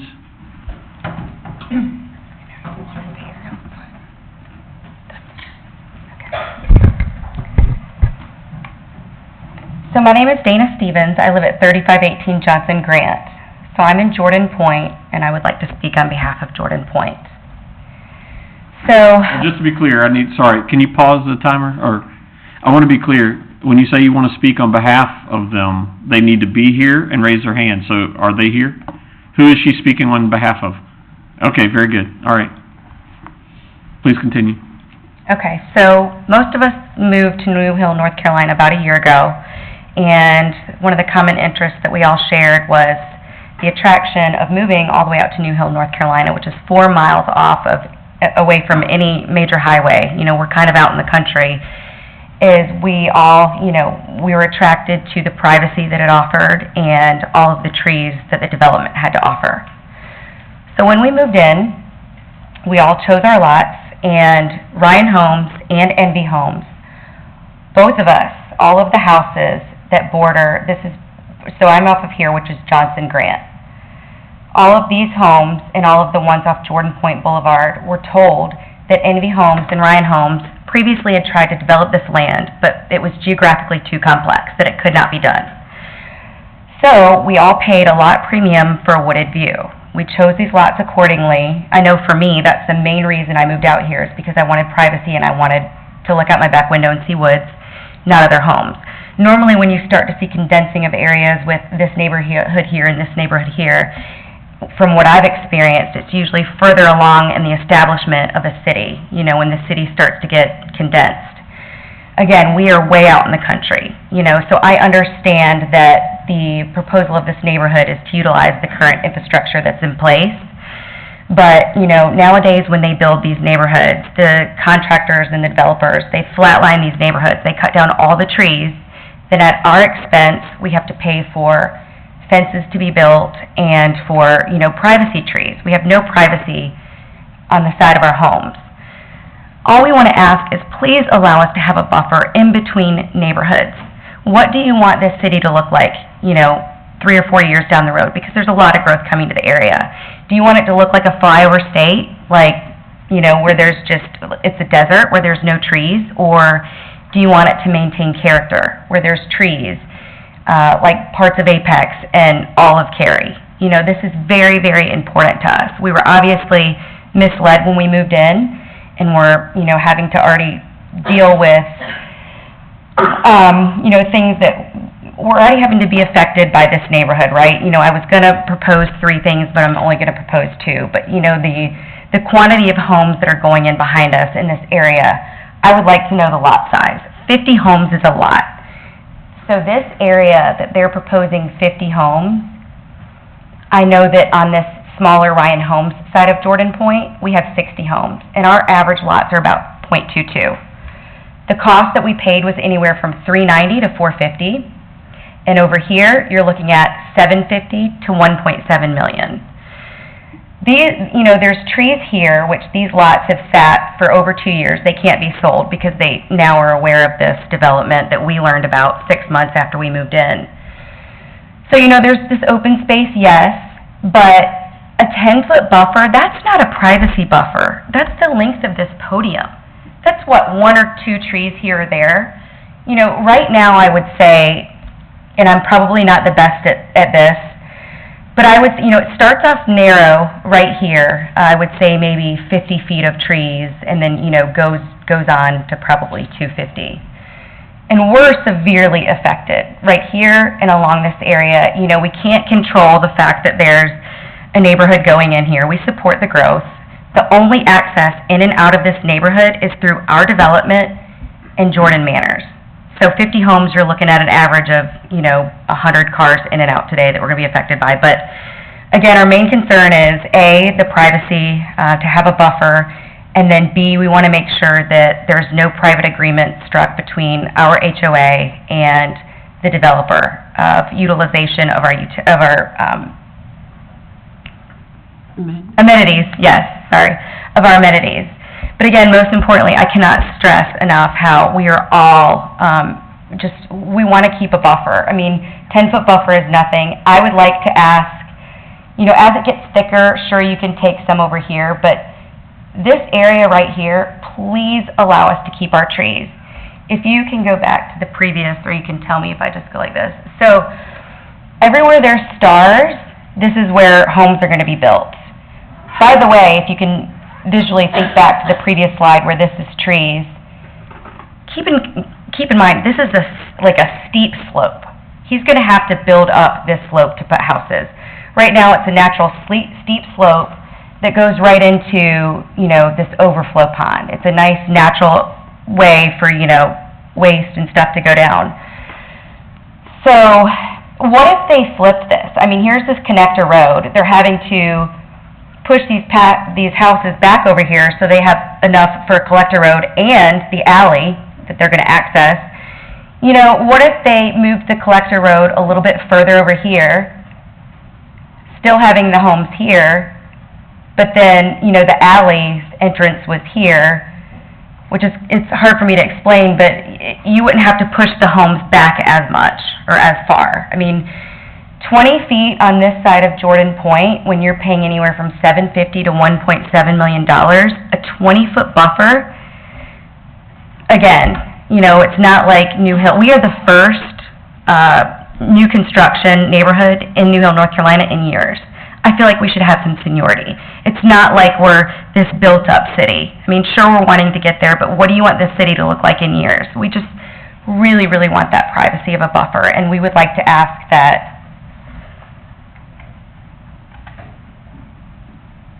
again, this area of trees, I don't know if it's 150 feet. Again, it starts more narrow, so you could take more up the sides, but just please allow us that privacy where we don't have to look in our backyards when we're already misled and paid a premium for our lot. We have to see these homes, 50 homes, jammed in this tiny neighborhood. And that's all I have. All right, thank you, Ms. Stevens. All right, with that, I'll close the public hearing and refer the matter back to council for discussion. Couple of things I'd like to say before we get going. One is just to point out this is a rezoning and annexation question. So the site layout that you've seen, correct me if I'm wrong, but that would be illustrative only, and it is not conditional. So what we're looking at from a layout perspective is not does not have any bearing on our decision tonight, other than the fact that it's illustrative only. Second, I do have a question for either Liz or Russell, whichever one's appropriate, but I'll direct it to Liz first. So one of the things I saw was the possibility, as this parcel has 3 street stubs going into it, correct?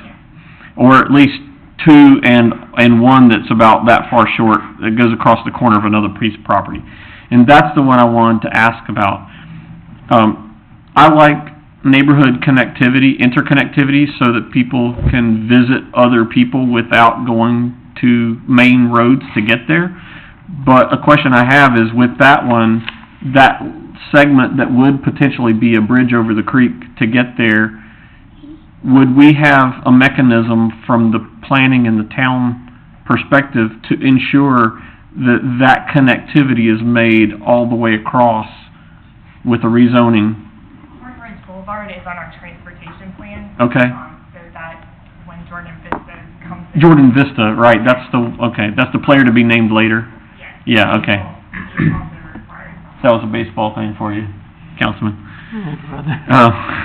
But because it's on our transportation plan, we would be able to ensure that connectivity actually happens.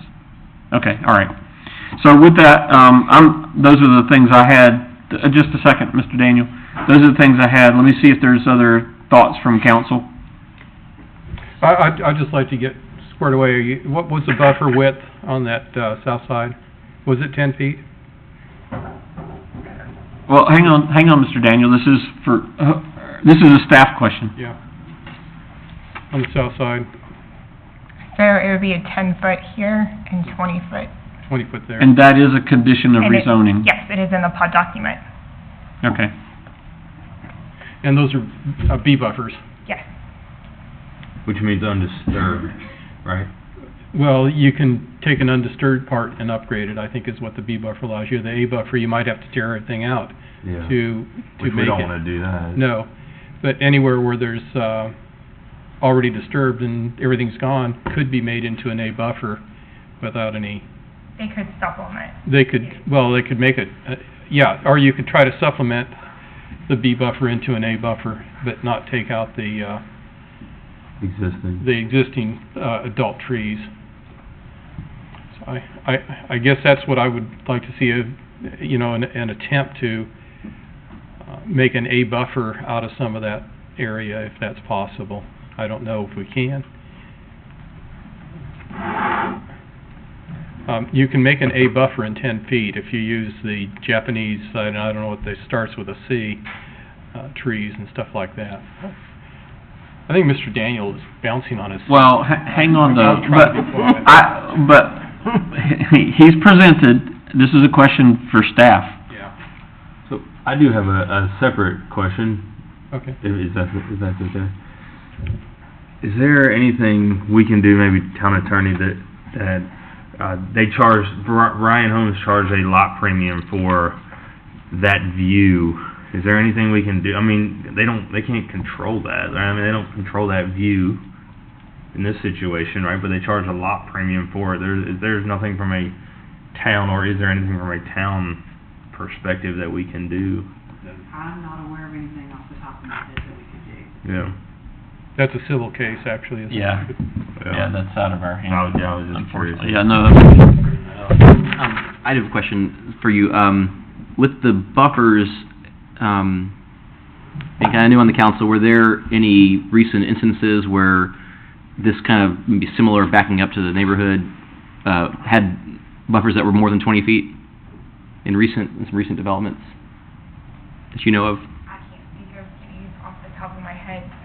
Some of my staff members can possibly, I can't. Just looking at it, the cul-de-sac there, the Jordan Point subdivision, those lots are about 9,000 square feet, and it appears because the lots that will be built along that area can only have one set of lots, and how deep they are very, very likely to be larger, so we wouldn't typically require a bigger buffer. Right. No, I'm referring more to the little corner part, where on the south side and the west side of it. Can we clarify one thing?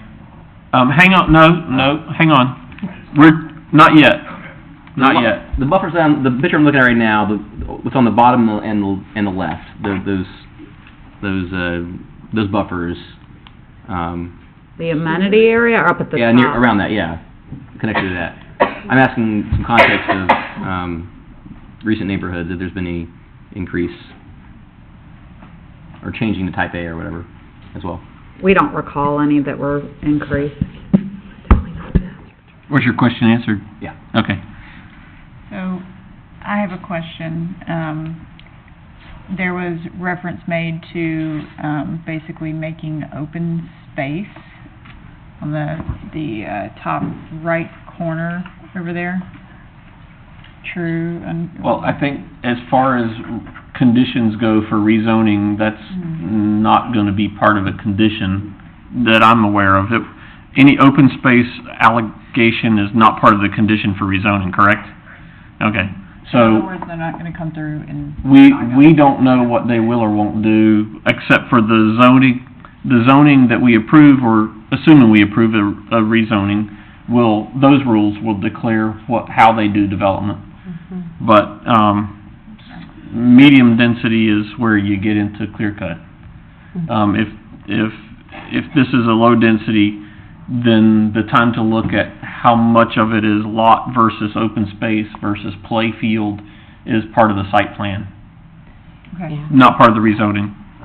One further question, how much buffer can we give along that side of Jordan Point subdivision to the, well, I'm looking at toward the east? Who are we asking that to, Liz? Liz? I'm sorry, can you clarify that? Yes, Ms. Stevens, could you please refrain from interfering? Thank you. How much of a buffer can we give them, Jordan, to the, well, I'm looking at the east part, but I know it's not the east. That's the north right there. So the southern south. part, how much? I mean, I think that would be ultimately a question for the applicant. Can we ask a different question? Do you know the approximate distance from the road center line to the corner? That should be known. And if you don't, we can ask I the don't know. developer.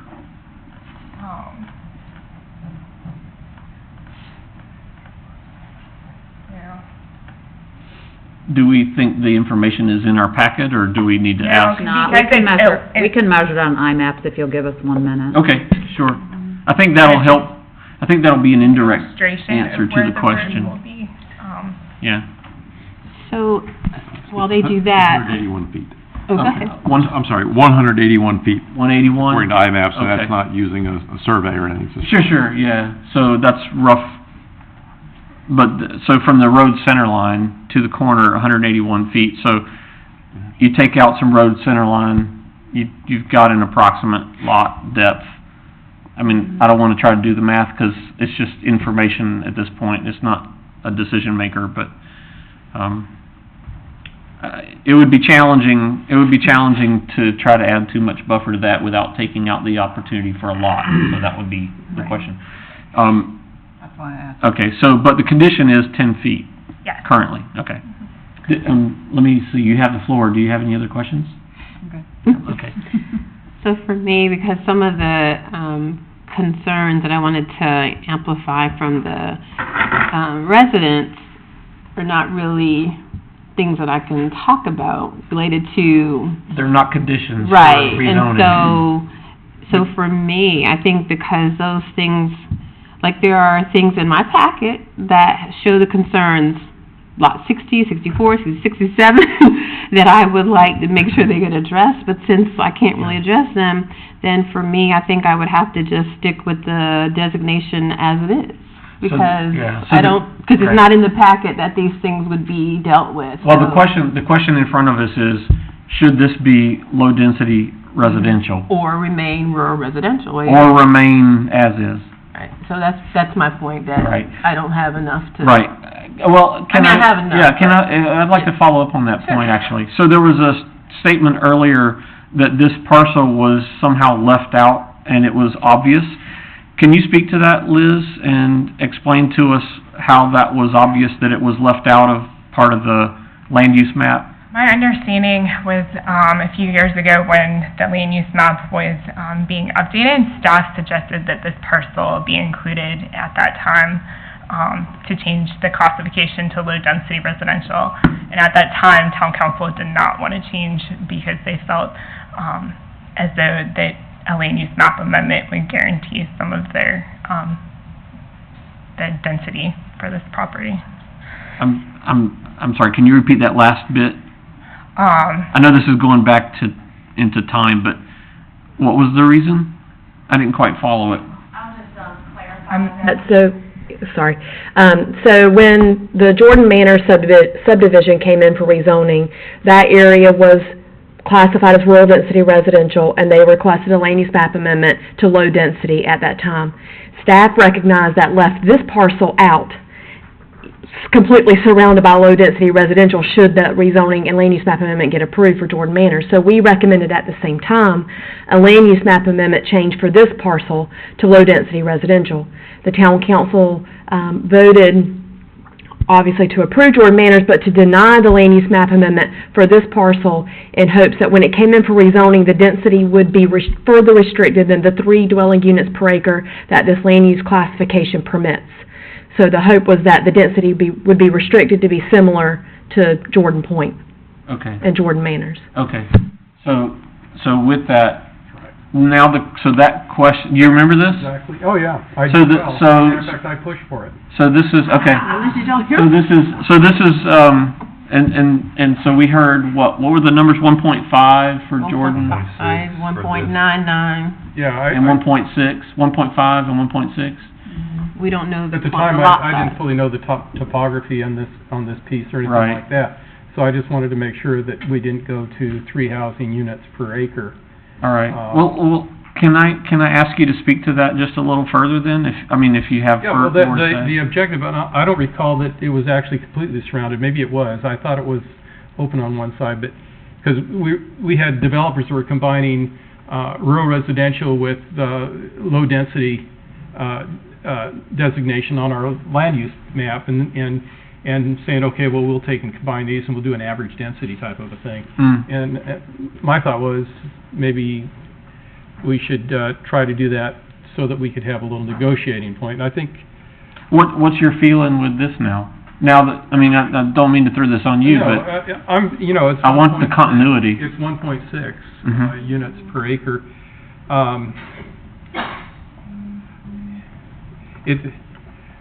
It all depends on lot size to a degree to me.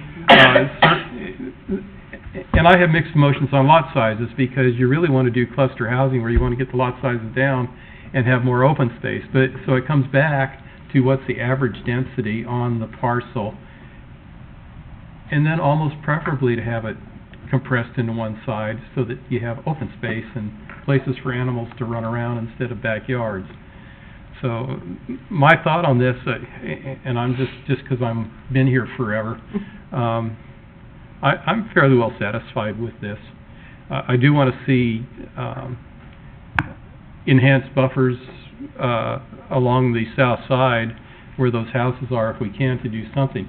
Now, to add 10 feet or 20 feet where they can't really do it, I don't think that's fair to the developer. You try to negotiate what's fair. As it goes towards the east, it doesn't look like there's houses there. When they come in with their site plan, I would hope that they could expand that buffer, or if it's just a 10-foot buffer where they might have to do it on the western side of that south line, to go with high-density plants. And I tried to remember what the darn plant is. It's a Japanese kind of a Leyland cypress, but it's very dense and it doesn't die, and it gets up there. You really can't see through the thing. I have some neighbors that have those along their line because they don't like their other neighbors, and it worked well for them. Yeah. So you're suggesting density. You're suggesting density in the 10-foot buffer. If they have to have a 10-foot buffer, to request that they do it as dense as possible. As opposed to a 100-foot pine tree, which doesn't provide any buffer at all. Pine tree is like a telephone pole once it loses it. Okay. But obviously you want wider and wider, and you want to save. I want to save as many trees, and maybe towards the east side of that southern line they can. Right. But that's really a site plan situation. And I know, from a planning perspective, and having been on the planning board under Ms. Ken's tutelage from days gone by, residential to residential is not really a buffering condition. It's more when you're changing densities, and 1.5 to 1.6 is not a change, not in a meaningful way. But I think a 10-foot buffer is a reasonable proposal by the applicant. But I think if there's a density equation that can be added in terms of low plants, I think that would be reasonable and not too much of a burden on the developer to do that. And I think there's an opportunity for connectivity here between the neighborhoods. You know, having raised a family here, I was frustrated constantly by having to drive my kid 1.5 miles in the car when they could have gone a quarter of a mile through the woods, except there was no interconnectivity between neighborhoods. And that was a problem, between where residential and residential meet. And that was a problem. But let me see, I'm sorry to take over the floor, but... I just had a question, wanted to ask you about lot size. Did you have a lot size that was your preference since you pushed this? I'm mainly an average density guy, because I'm conflicted. I like a larger lot size for me to live on, but if you look at it from the ecological standpoint and you're going to have an average density, you want to compress all those guys down into one side and have open space. I mean, that's really the ecological way to do a development.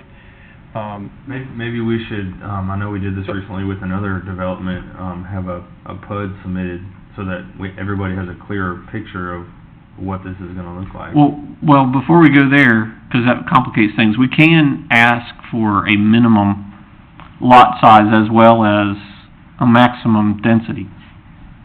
Those are both reasonable conditions for rezoning. I'm not telling you what the numbers should be, but those are both conditions that can be part of a rezoning. And if the applicant's willing to offer some or amend what's there in order to meet the objective of the council, I think that would be good to hear.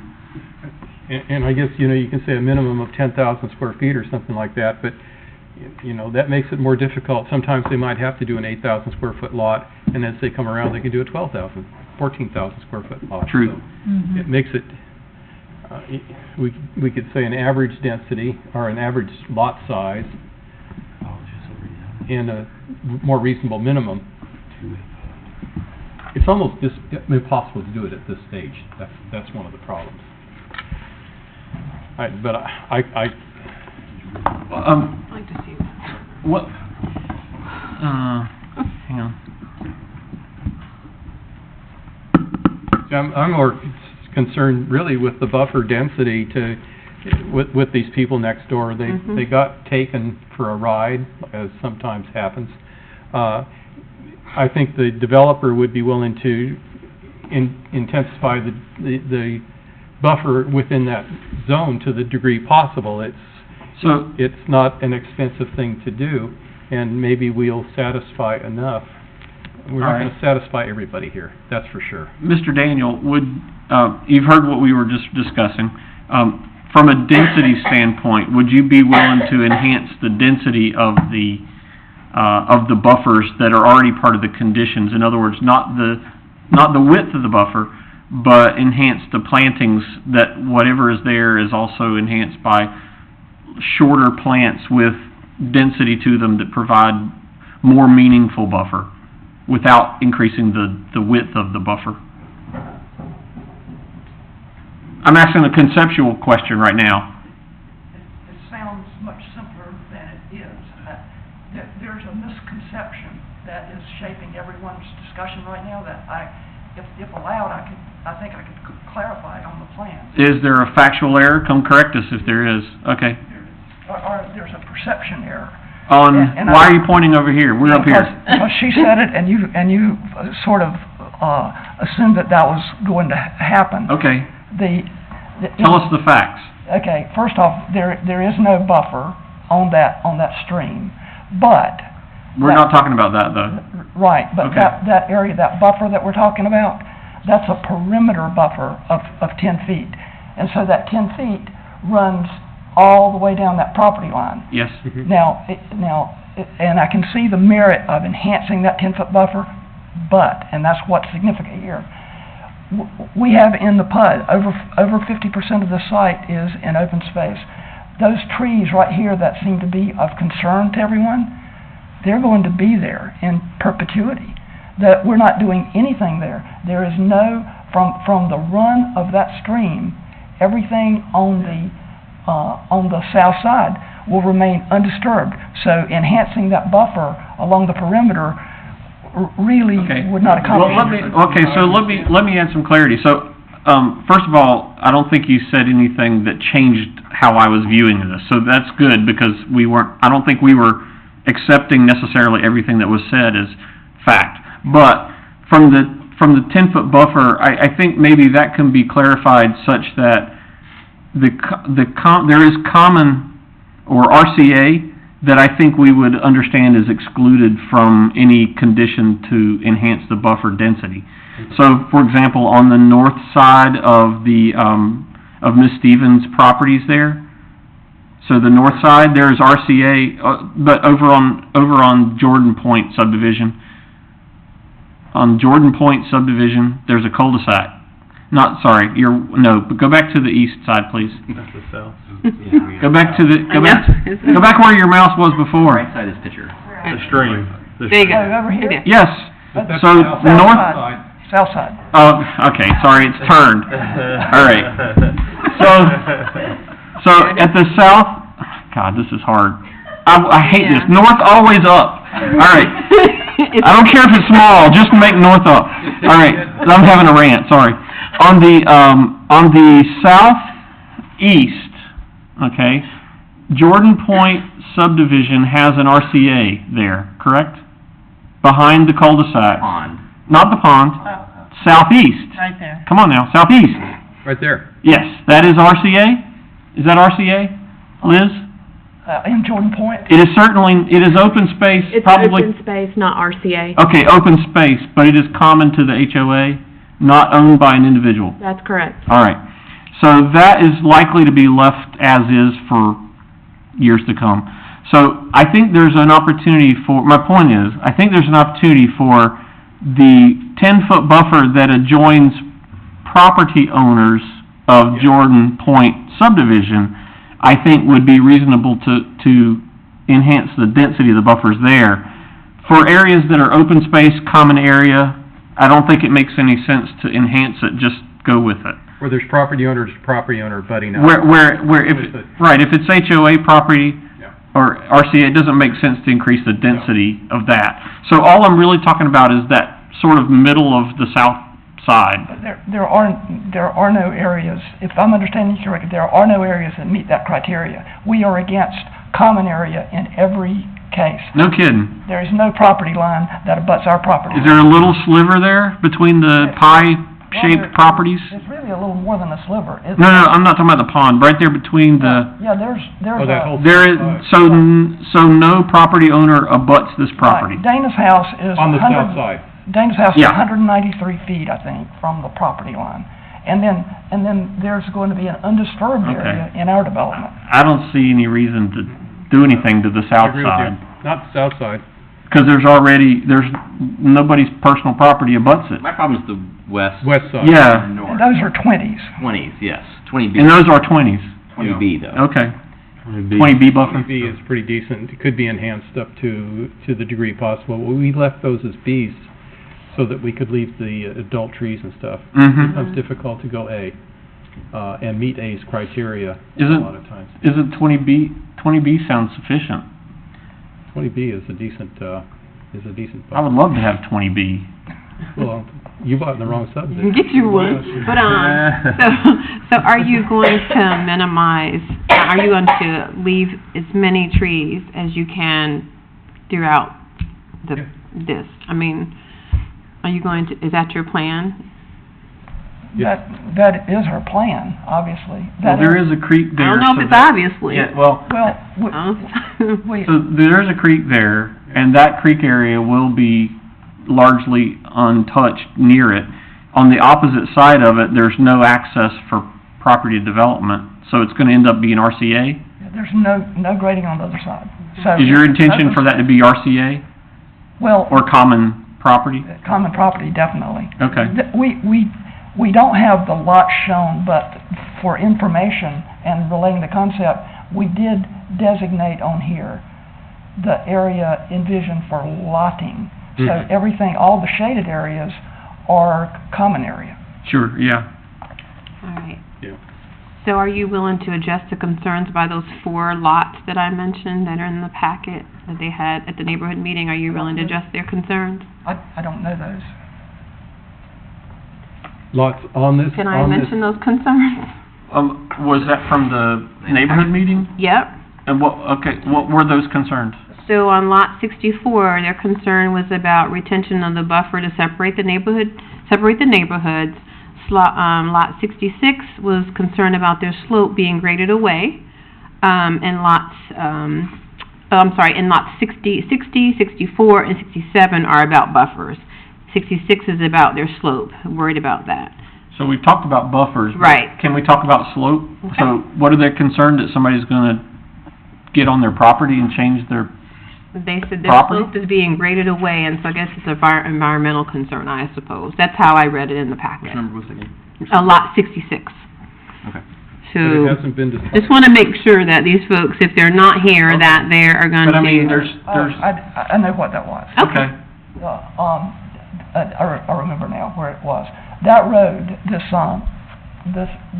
road, Horton Ridge, right now, it's graded and it's constructed to the property line as far as it can be.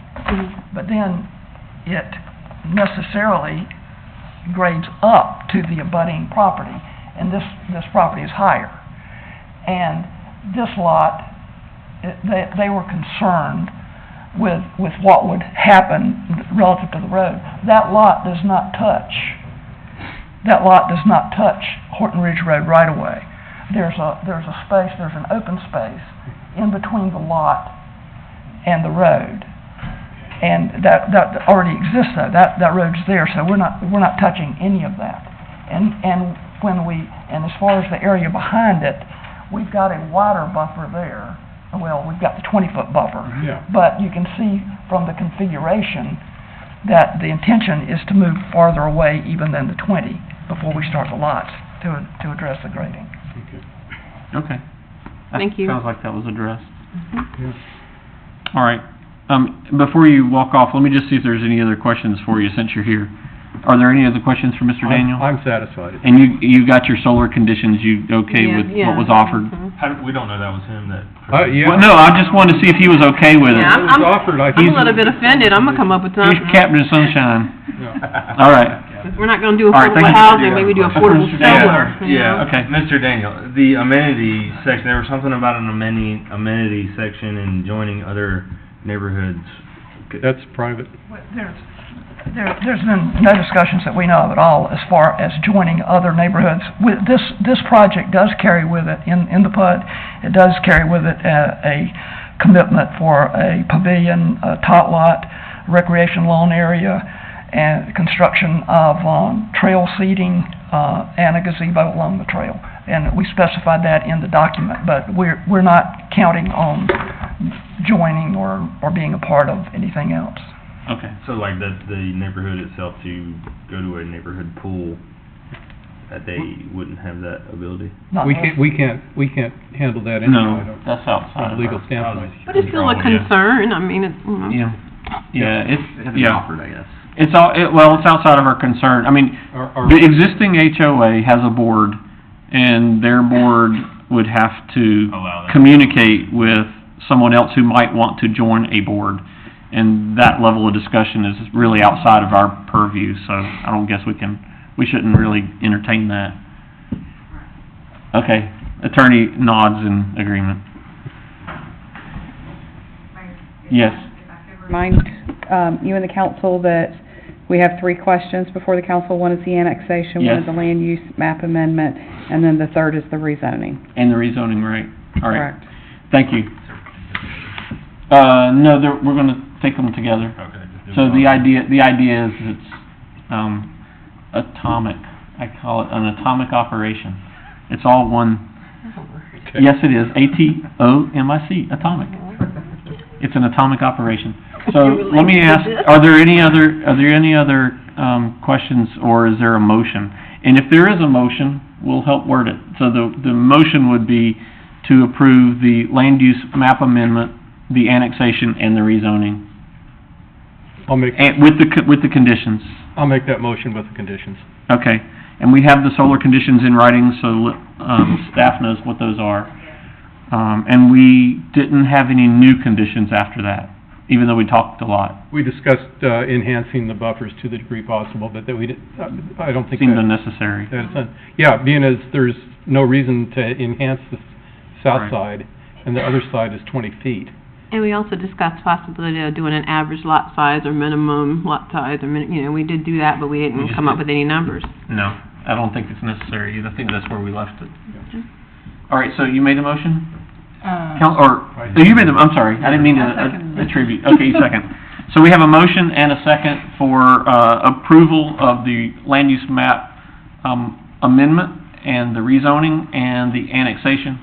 Annexation before rezoning, obviously. And a second. Any discussion on that motion?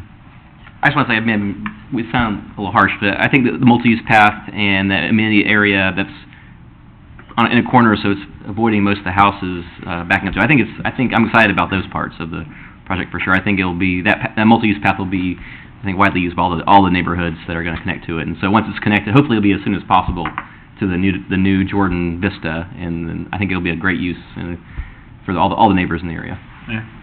All right. If there's no other discussion, I'll call for the vote. All in favor indicate by saying aye. Aye. All opposed say no. No. Okay, that passes 4-1, and so that takes care of public hearings number 3 and 4. Before we jump into public hearing 5, I'd like to call for a 7-minute recess.